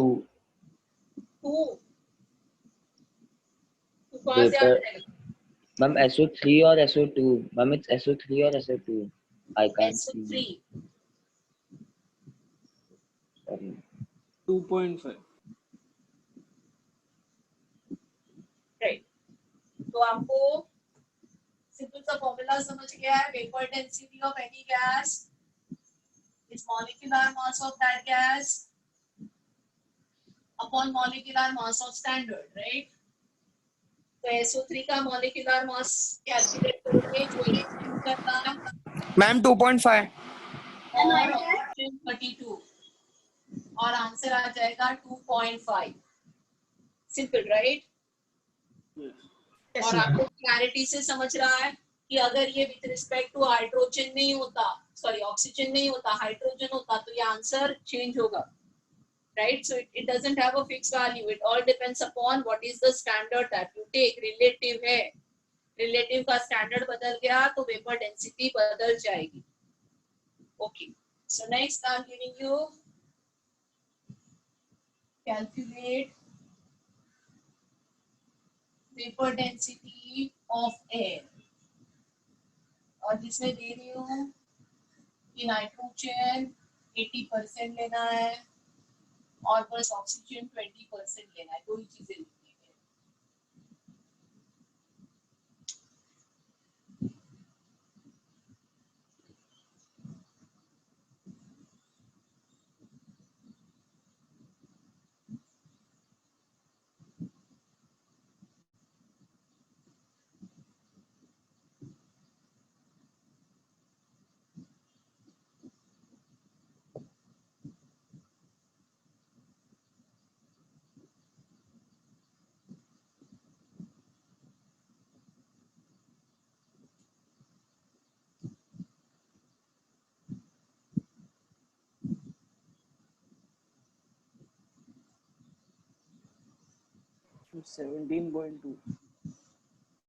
अभी इसमें क्या करना है पहले समझो.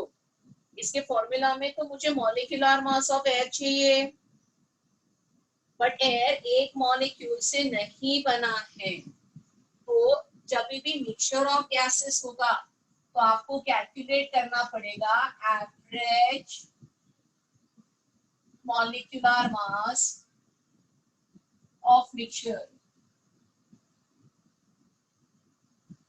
So what is the formula to calculate average molecular mass? जो भी पहला कंपोनेंट है उसका मास इनटू उसके मोल्स या उसके परसेंट, फिर दूसरे कंपोनेंट का मास उसके मोल उसके परसेंट, तीसरे कंपोनेंट का जितने भी कंपोनेंट होंगे उनके मास को मैम 14.4 14.4.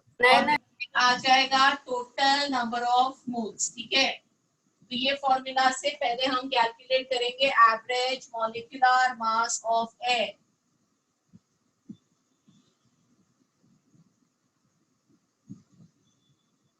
जिसमें हमको दिया है नाइट्रोजन का मोलार मास 28 है और वो 80% है,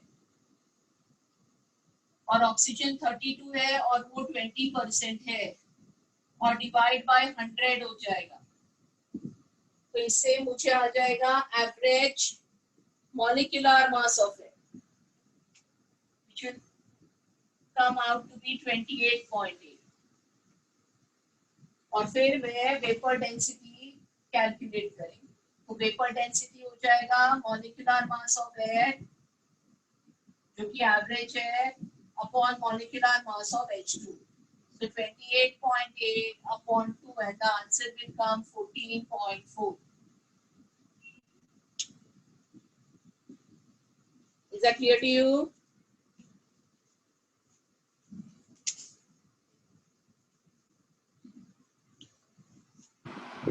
मैम यस मैम। मैम बोलो ना। मैम मैंने एक अलग मेथड किया, उसमें मैंने परसेंटेज से उनका एक्चुअल कॉम्पोजिशन निकाला, दोनों को ऐड किया और फिर 2 से डिवाइड किया। हाँ मतलब तुमने फॉर्मूला निकाला? नहीं मैम, फॉर्मूला नहीं किया मैंने। अगर अभी फॉर एग्जांपल अगर 80% नाइट्रोजन है तो 80/100 इंटू N2 का जो वेट है ना 28 उससे मल्टीप्लाई किया। हाँ तो परसेंटेज से मैंने उनका क्वांटिटी निकाला। सॉरी, कोई अलग मेथड नहीं, तुमने अल्टीमेटली वही किया जो हमने किया। Okay.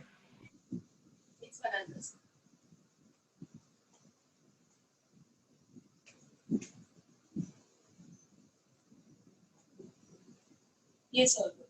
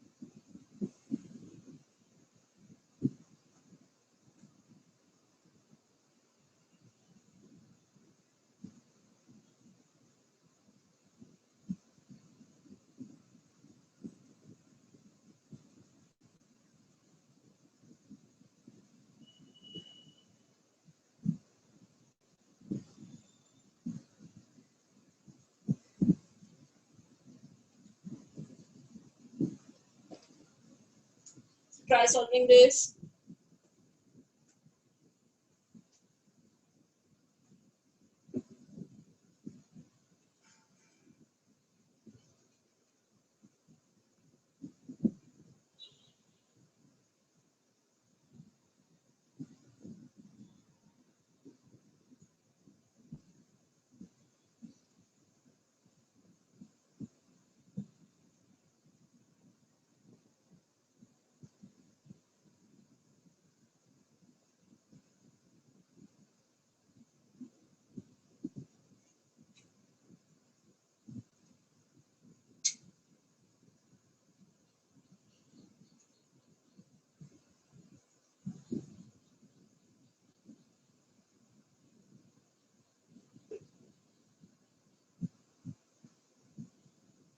One 1.7. 1.7 wrong answer. 1.44. 1.44. Correct.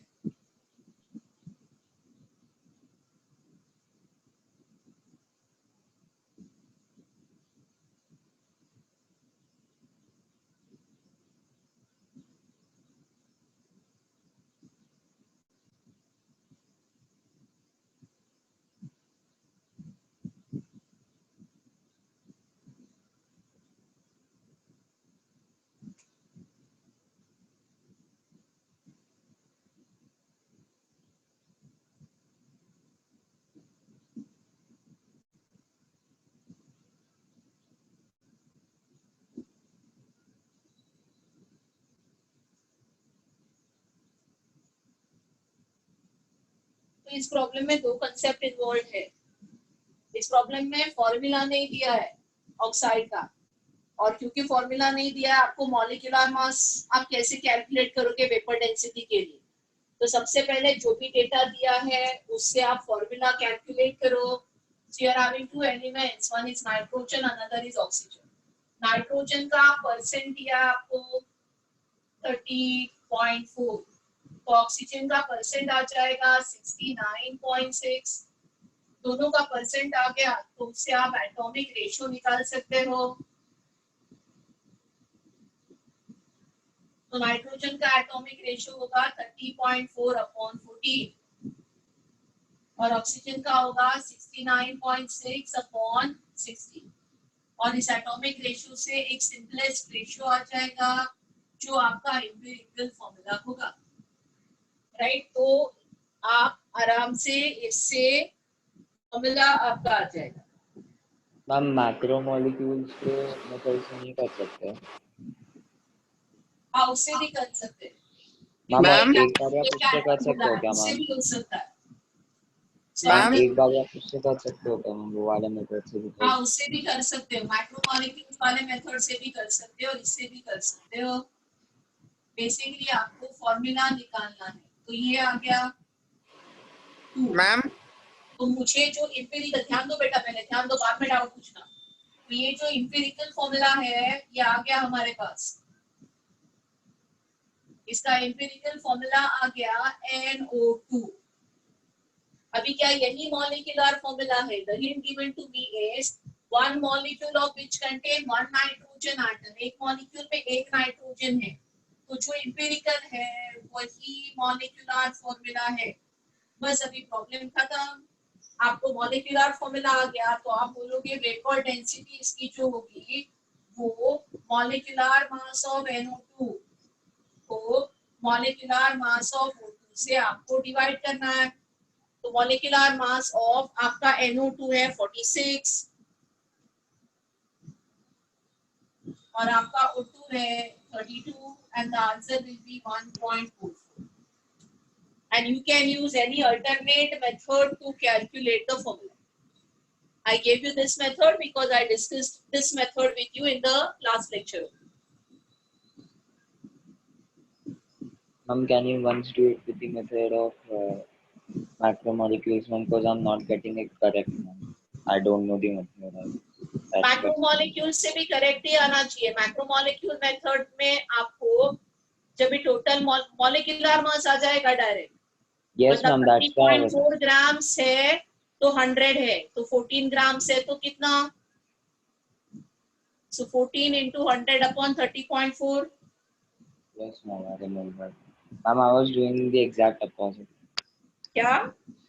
Ma'am, I was doing the exam में बेटा, एग्जाम में थोड़ी ना यहाँ पे रिप्रेजेंट करना है. तू कोई भी मेथड अप्लाई कर, तेरे मन में जो आए आंसर सही निकाल. नहीं मैम, उल्टा कर रहा था मैम, वो पूरा चीज गलत आ रहा.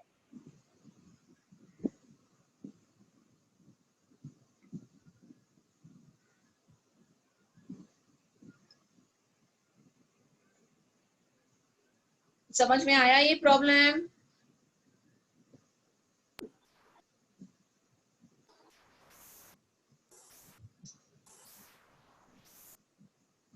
Any doubt in this problem? Ma'am, how is NO2 the molecular formula? क्या? How come NO2 is the molecular formula? We got that as an empirical formula, right? Empirical formula तक समझ में आया? हाँ. हाँ, तो इंपेरिकल फॉर्मूला से molecular formula derive करने के लिए हमको n से मल्टीप्लाई करना पड़ता है ना, वो मैंने क्यों नहीं किया, क्योंकि मैं किसी भी नंबर से मल्टीप्लाई करूंगी, 2 से मल्टीप्लाई किया तो ये N2O4 हो जाएगा, 3 से मल्टीप्लाई किया तो ये N3O6 हो जाएगा, हाँ या ना? Yes, ma'am. हाँ, बट प्रॉब्लम में कहते हैं कि one molecule of which contain one nitrogen item only, इसके मॉलिक्यूलर फॉर्मूला में एक ही नाइट्रोजन आइटम है, इसका मतलब क्या हो गया, मेरा N1 हो गया। Okay. Got it. समझ में आया? Yes. So because my N is 1, जो empirical formula है वही क्या रह गया, molecular formula रह गया। Okay. Any other doubt anyone has? Ma'am एक बार average molecular mass of air, Average molecular mass ये वाला। हाँ तो बेटा एवरेज मॉलिक्यूलर मास का जो फॉर्मूला है ना वो एवरेज आइसोटोपिक मास के जैसा ही है, जो भी आपके कंपोनेंट्स है उनके मॉलिक्यूलर मास को उनके परसेंट, उनके मोल्स, उनके अबंडेंस से मल्टीप्लाई करो और नीचे बाय टोटल करो। This formula is similar to what I discussed with you in average atomic या average isotopic mass, isn't it? वही है, कुछ नया नहीं है। So any doubt here? No, ma'am. चलो अभी हम एक इम्पोर्टेंट पार्ट स्टार्ट करते हैं, आज स्टार्ट करेंगे और अगला लेक्चर वो चलते रहेगा। So can I clear the board? Ma'am. हो गया लिख के आपका? Ma'am. So I'm clearing the board.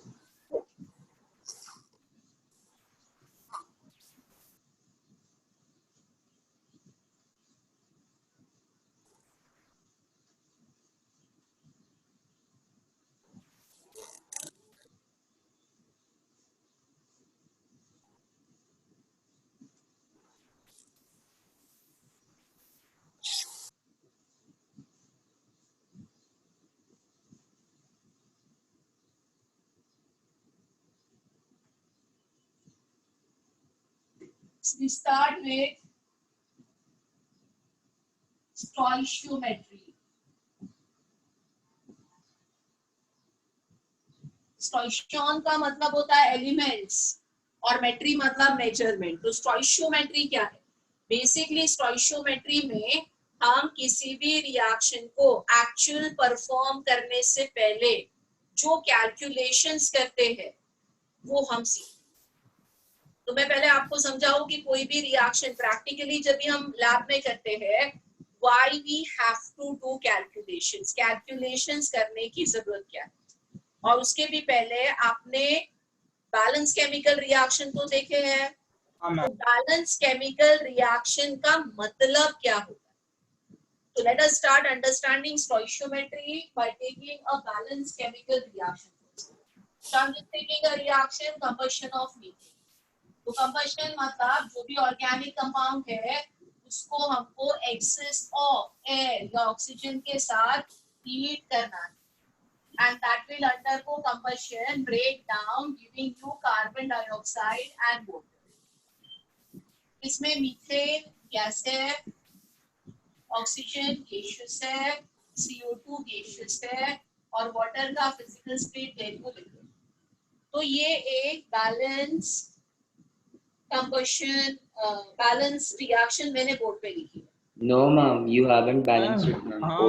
Balance अभी बैलेंस हो गई। So I have written a balance chemical reaction on the board. Now let us start। ध्यान दो, अभी ये समझते हैं कि कोई भी जब ये एक बैलेंस केमिकल रिएक्शन हमको दी जाती है तो उसके बैलेंसिंग के लिए ये जो हम कोएफिशिएंट यूज करते हैं, यहाँ पे 2, यहाँ पे नहीं लिखा है मतलब 1 है, यहाँ पे नहीं लिखा है मतलब 1 है और यहाँ पे 2 है, ये इसका बैलेंसिंग है। तो ये जो कोएफिशिएंट होते हैं बैलेंसिंग के, what do they mean to you? Moles. Yes, they are number of moles. तो किसी भी बैलेंस केमिकल रिएक्शन में ओके जो स्टोइशियोमेट्रिक, इसको हम स्टोइशियोमेट्रिक कोएफिशिएंट्स होते हैं, ये नंबर ऑफ मोल्स है। और इसको कभी भी नंबर ऑफ मॉलिक्यूल्स नहीं समझना। ये रिएक्शन में एक molecule of methane 2 molecule of oxygen से रिएक्ट नहीं कर रहा है, कर भी नहीं सकता है, हम एक मॉलिक्यूल ले ही नहीं सकते। तो ये जो स्टोइशियोमेट्रिक कोएफिशिएंट्स है ये मोल्स है। इसका मतलब ये हो गया कि जब भी हम किसी भी बैलेंस केमिकल रिएक्शन को देखते हैं, हमको रिएक्टेंट का मोल रेशियो आपस में पता है कि इस रिएक्शन में अगर 1 मोल मीथेन है तो उसको कंप्लीट रिएक्ट करने के लिए 2 मोल ऑक्सीजन चाहिए, और कितना प्रोडक्ट बनेगा 1 मोल कार्बन डाइऑक्साइड, वाटर बनेगा। Yes ma'am. किसी भी बैलेंस केमिकल रिएक्शन के लिए ओके आपको क्या चाहिए, बैलेंस केमिकल रिएक्शन से आपको मोल का रेशियो मिल जाता है।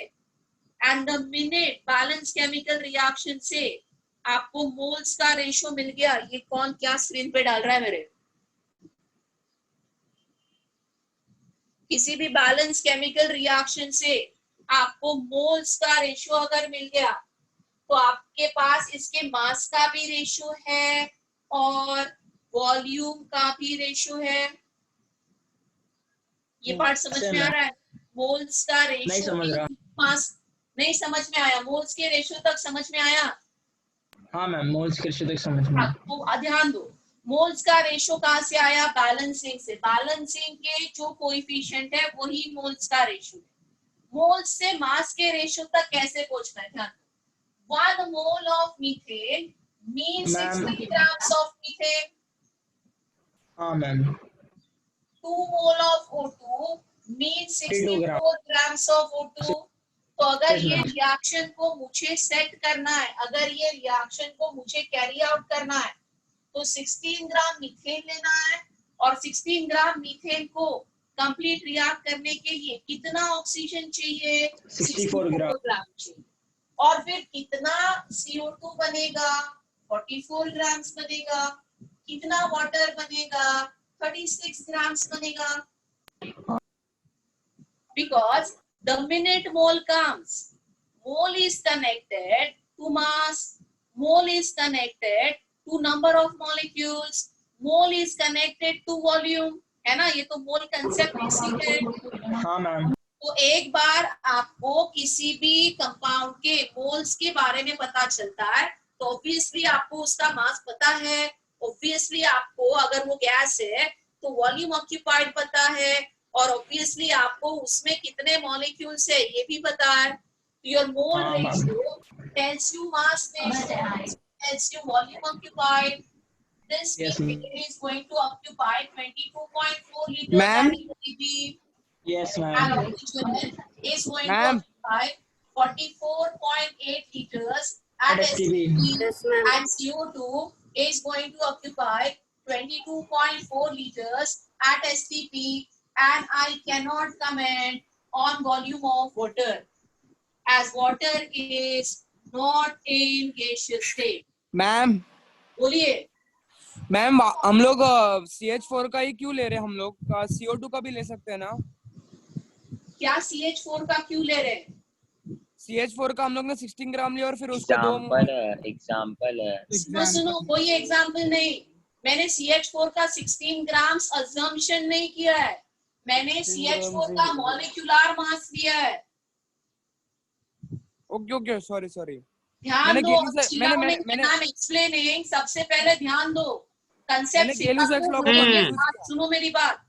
ऑनलाइन लेक्चर चल रहा है, बीच में चिल्लाना स्टार्ट करते हो, पूरा क्लास डिस्टर्ब होता है। तो पहले कंसेप्ट समझ लो और जिसके लिए पहले फोकस करो। 1 मोल लिखा है, मैंने 1 मोल का मॉलिक्यूलर मास लिया है, मैंने कुछ अज्यूम नहीं किया कि कितना मीथेन ले लो, ये मैं नहीं बोल रही हूँ। मैं ये समझाने की कोशिश कर रही हूँ कि बैलेंस केमिकल रिएक्शन से क्या क्या इंफॉर्मेशन मिलती है। बैलेंस केमिकल रिएक्शन के जो कोएफिशिएंट होते हैं उससे मोल रेशियो मिल जाता है, पहली बात। दूसरी बात, एक बार मोल रेशियो मिल गया तो मोल से मास आता है। I know molecular mass, 1 mole of methane mean 16 grams of methane. मैंने कोई अज्यूम नहीं किया. 1 mole of methane का मतलब 16 ग्राम मीथेन होता है. 2 mole of oxygen का मतलब 64 grams होता है.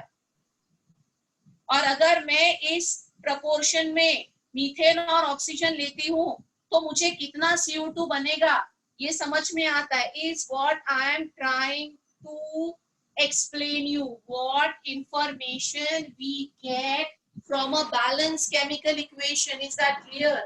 A balanced chemical equation gives you a mole analysis. A balanced chemical equation is telling you mass analysis.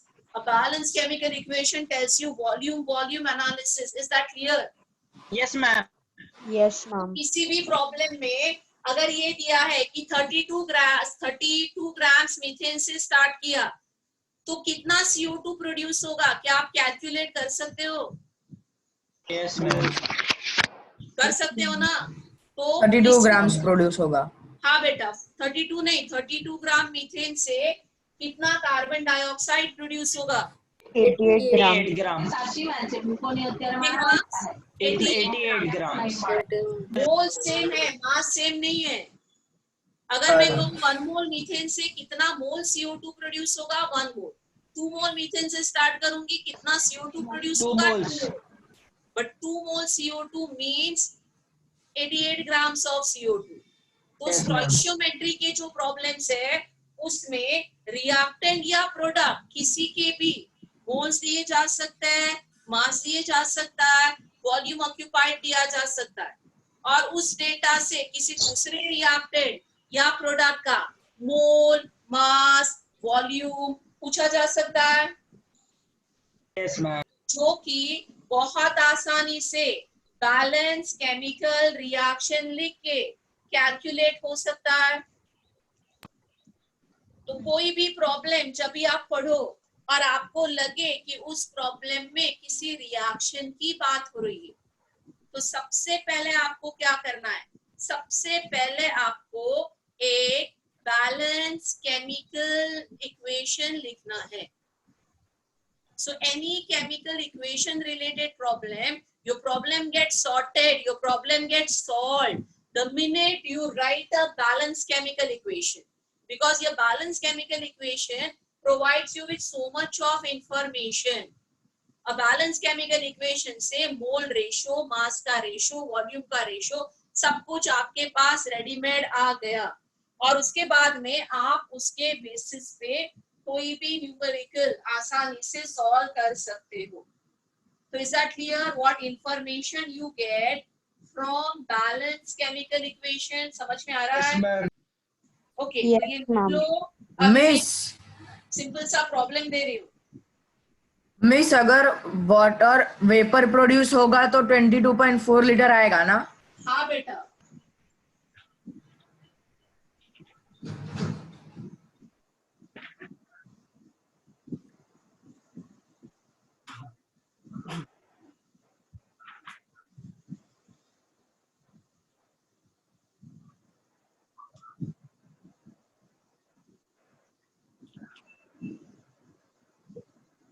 Hydrochloride.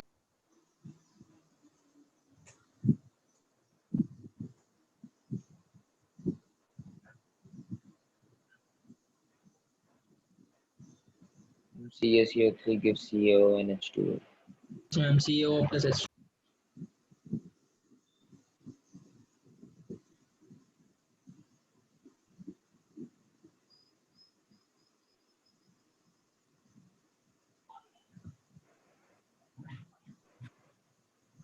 Sorry, ma'am. CaO and CO2.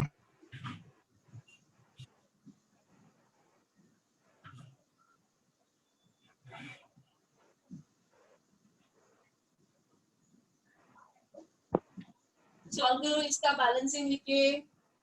Ma'am 10 moles. क्या? We need 10 moles of CaCO3 to get 100 kilograms of quicklime. No बेटा, wrong answer. No. Sorry, ma'am. Try नहीं करना. 10 moles will be 1000. नहीं, ma'am. CaCO3. Ratio निकालना, बाद में answer देना. Try नहीं करना. कोई कंपटीशन टाइम की नहीं लगाइए।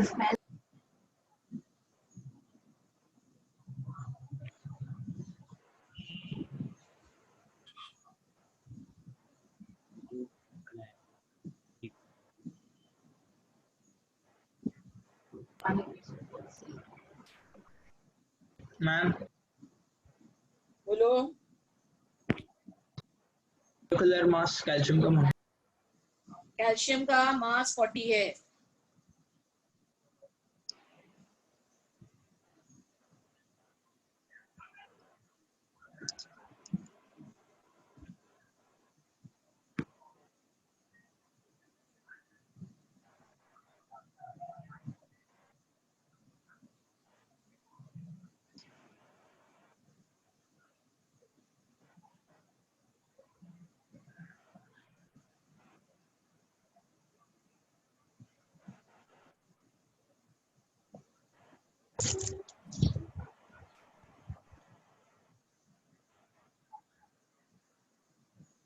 Ma'am 178.5 kg।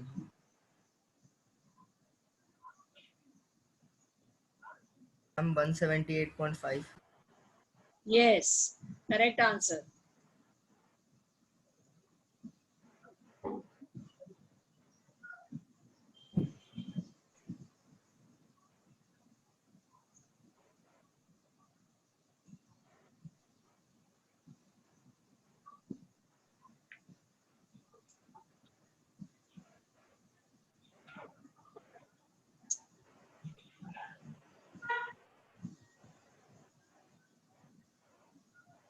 तो इसमें लाइमस्टोन होता है कैल्शियम कार्बोनेट, और इसको स्ट्रॉन्ग हीट करेंगे तो आपको क्विक लाइम, कैल्शियम ऑक्साइड और कार्बन डाइऑक्साइड मिल जाता है। हाँ ये रिएक्शन है ना। तो इसमें क्या समझ में आया, ये 1 मोल है तो ये 1 मोल ही बनता है। अभी मास का रेशो लेते हैं। 1 mole of calcium carbonate is 100 grams and 1 mole of calcium oxide is 56 grams। मैंने दोनों के ग्राम मॉलिक्यूलर मास कैलकुलेट किए। यहाँ तक समझ में आया सबको? अभी प्रॉब्लम में पूछा है कि हमको 156.64 100 kg चाहिए, तो 100 kg क्विक लाइम के लिए कितना कैल्शियम कार्बोनेट चाहिए। So how do we solve this? We simply say कि जब ये 56 grams कैल्शियम ऑक्साइड मिलता है तो we start with 100 grams calcium carbonate. So now I need 100 kg, तो मैं कन्वर्ट करती हूँ ग्राम्स में या किलोग्राम्स में, कोई एक यूनिट रखना। तो 100 kg कैल्शियम ऑक्साइड के लिए कितना calcium carbonate. So it is 100 into 10 raised to 3 into 100 upon 56। इसका आंसर ग्राम्स में आएगा because I've converted kilograms into grams। So answer of this comes 178.5 into 10 raised to 3 grams, which is same as 178.5 kilograms। Is that clear? Yes, ma'am. Everybody clear? तो जैसे ही हमने balance chemical reaction लिख दिया, problem solve हो गया, isn't it? चलो दूसरा problem देखो। What is the volume of CO2 produced at STP on combustion of 64 grams of methane?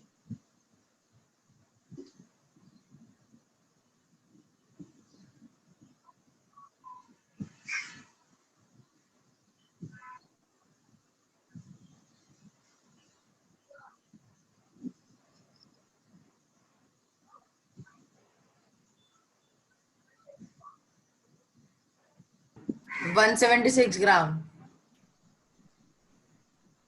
Grams पूछा ही नहीं बेटा, वॉल्यूम पूछा है, वॉल्यूम। काई नहीं करो।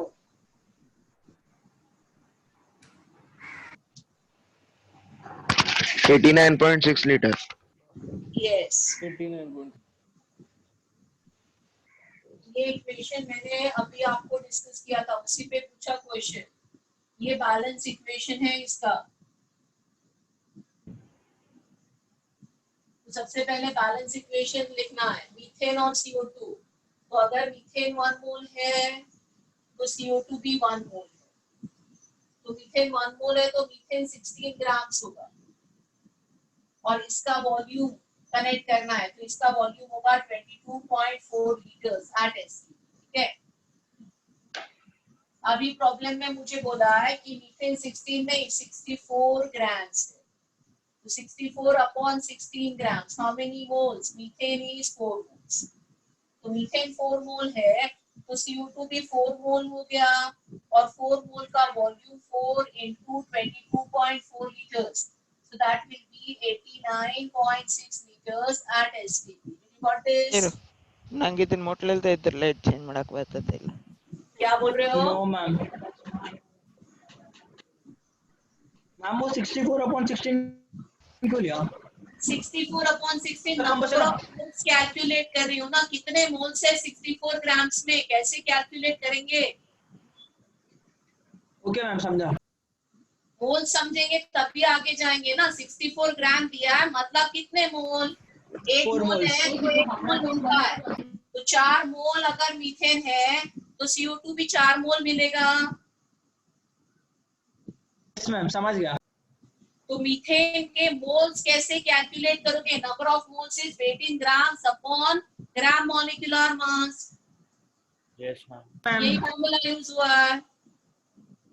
ओके मैम, थोड़ा कंफ्यूजन। Thank you ma'am. अभी समझ में आया? हाँ ma'am.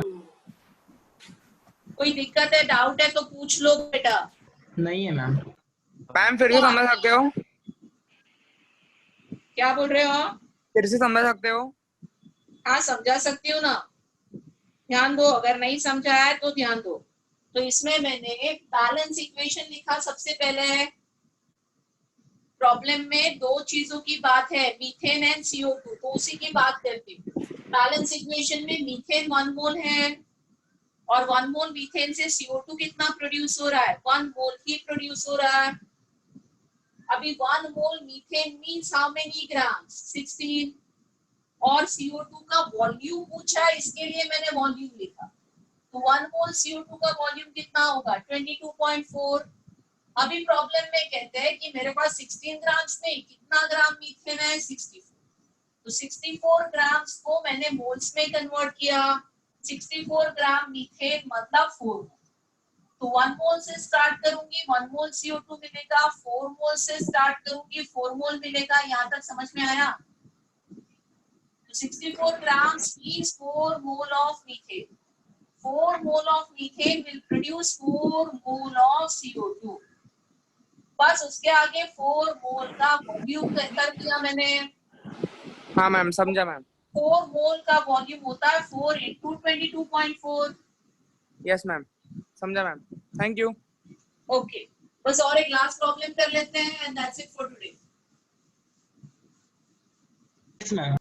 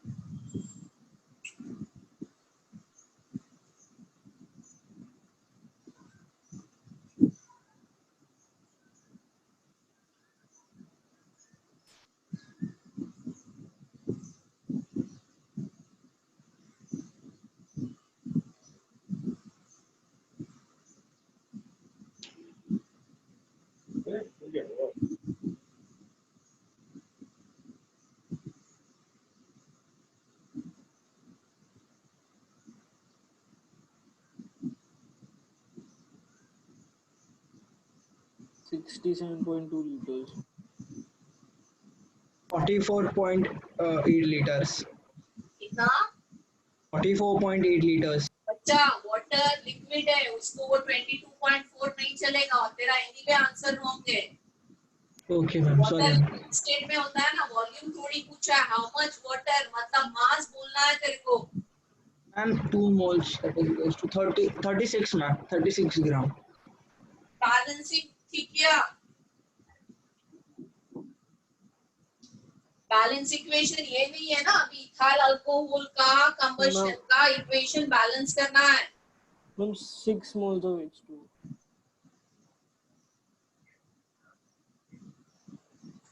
So first job, write the balance equation for ethyl alcohol, which is C2H5OH Ma'am, 6 moles of H2 plus oxygen will give you 2 moles of CO2 and will give you 3 moles of water इसमें, और 6 moles of H2O.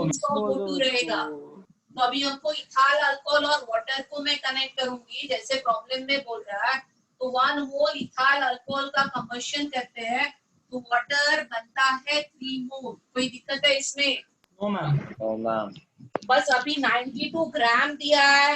92 ग्राम मतलब कितने moles? 2 moles. 2 grams को ethyl alcohol के ग्राम molecular मास से divide करती हूँ, जो है 46।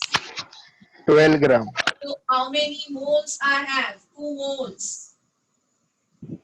इथाइल अल्कोहल के मोल्स 2 है, तो वाटर के कितने मोल्स बनेंगे? 6। कोई डाउट है? No, ma'am. तो अगर वाटर के 6 मोल्स बनेंगे तो हाउ मच क्वांटिटी कितनी है? 6 into 18 grams. Like 106. 106 आ जाएगा? नहीं मैम, 108, sorry ma'am. 18 6 कितना होता है? 108. 108, right? So 6 moles of water means 108 grams of water. तो ये जो प्रॉब्लम मैंने डिस्कस किया, आपको प्रॉब्लम पढ़ते वक्त ही समझता है कि रिएक्शन इन्वॉल्व है। तो ऐसे प्रॉब्लम में बैलेंस इक्वेशन लिखो। बैलेंसिंग में गड़बड़ किया, पूरा प्रॉब्लम रॉन्ग जाएगा, ये भी उतना ही सच है। या इसमें दिक्कत किधर आती है? एट दिस स्टेज, मतलब आपका केमिस्ट्री उतना स्टार्ट नहीं हुआ तो आपको सब रिएक्शंस नहीं पता होते हैं। Yes, ma'am. ओके, तो ये पार्ट धीरे धीरे समझ में आएगा। या एट दिस स्टेज कोई रिएक्शन दी है प्रॉब्लम में और आपको वो रिएक्शन नहीं पता, गूगल कर लो, है ना? Okay. आपको नहीं पता what is combustion of ethyl alcohol, Google कर लो। yes ma'am. बट मैं प्रैक्टिस करवाऊंगी, मैं कोशिश करूंगी कि जितने कॉमन रिएक्शंस पूछे जाते हैं मैं आपको समझाऊं। बट हो सकता है कहीं पे बुकलेट में या असाइनमेंट में कोई ऐसा स्टोइशियोमेट्री का प्रॉब्लम आ जाए जो रिएक्शन हमको नहीं पता, क्योंकि आप अभी स्टार्ट किए हो, ये पहला टॉपिक है। एक्चुअल केमिस्ट्री के रिएक्शन ऑर्गेनिक इनऑर्गेनिक वाले स्टार्ट ही नहीं हुए, तो इसके लिए ऐसा हो सकता है कि आपको जो रिएक्शन है वो नहीं पता। तो रिएक्शन नहीं पता तो गूगल से रिएक्शन ले लेना। एक बार रिएक्शन आने के बाद कैलकुलेशन आना चाहिए। So right now more focus is how to get the calculation part. Okay, I know that you are lame at this stage as far as reactions are concerned. So you can ask me or you can take help of Google to write a balance equation. But एक बार balance equation लिख लिया तो उसके आगे whole concept सही जाना चाहिए, उसके आगे आपका problem सही जाना चाहिए। बोलिए। Ma'am, total volume on right hand side is equal to total volume on left hand side. ये कौन बोला तेरे को? नहीं पूछ रहा। ऐसे थोड़ी होता है। वॉल्यूम कोई गैस है, कोई लिक्विड है, सबका volume total left and right का वॉल्यूम सेम, ये कौन सा लॉ आ गया? Mass is conserved, whatever is the total mass of molecules that becomes no better. Total mass of the reactant becomes equal to total mass of the product. सिर्फ mass is conserved. Molecules also conserved. Molecules conserved. Molecules conserve का क्या मतलब है? Total number of molecules on left hand side and right hand side are they same? Never, क्योंकि molecules के atom rearrange होते हैं, किसी में सेम हो सकता है किसी में नहीं। इसी का देख लेते हैं, इतना कंफ्यूजन है तो यहाँ पे ये 1 मोल है, ये 3 मोल है, कितने मॉलिक्यूल्स? 4 Na molecules. यहाँ पे कितने मॉलिक्यूल्स? 5 Na molecules. तो मॉलिक्यूल्स थोड़ी सेम रहेंगे। हाँ, but total number of atoms अगर आप गिनोगे तो वो सेम रहेंगे, मॉलिक्यूल्स नहीं, क्योंकि हम एटम को प्रोड्यूस नहीं करते, एटम को डिस्ट्रॉय नहीं कर सकते। मैम जो भी एटम्स लेफ्ट हैंड साइड पे है वही एटम्स आपको राइट हैंड साइड पे दिखते हैं। किसी भी केमिकल रिएक्शन में जो भी total mass left hand side पे होगा of the reactant, that will be equal to total mass on right hand side of the product. और बोलिए मैम, किसी भी ऑर्गेनिक कंपाउंड का कंबशन में CO2 और H2O मिलता है? एब्सोल्युटली, कंबशन मतलब जो भी कंपाउंड बोला है उसको ऑक्सीजन के साथ हीट करना है, और प्रोडक्ट में आपको कार्बन डाइऑक्साइड और वाटर को प्रोड्यूस करना है। ठीक है, कोई और डाउट है किसी को? Give one question. Okay, so that's it for today with us. Homework आपको आज अभी ग्रुप पे आ जाएगा, ये लेक्चर का रिकॉर्डिंग भी आ जाएगा और होमवर्क भी आ जाएगा। So bye everybody, see you next week. Thank you ma'am. Thank you, ma'am. Thank you, ma'am. Thank you, ma'am. Bye. Bye ma'am.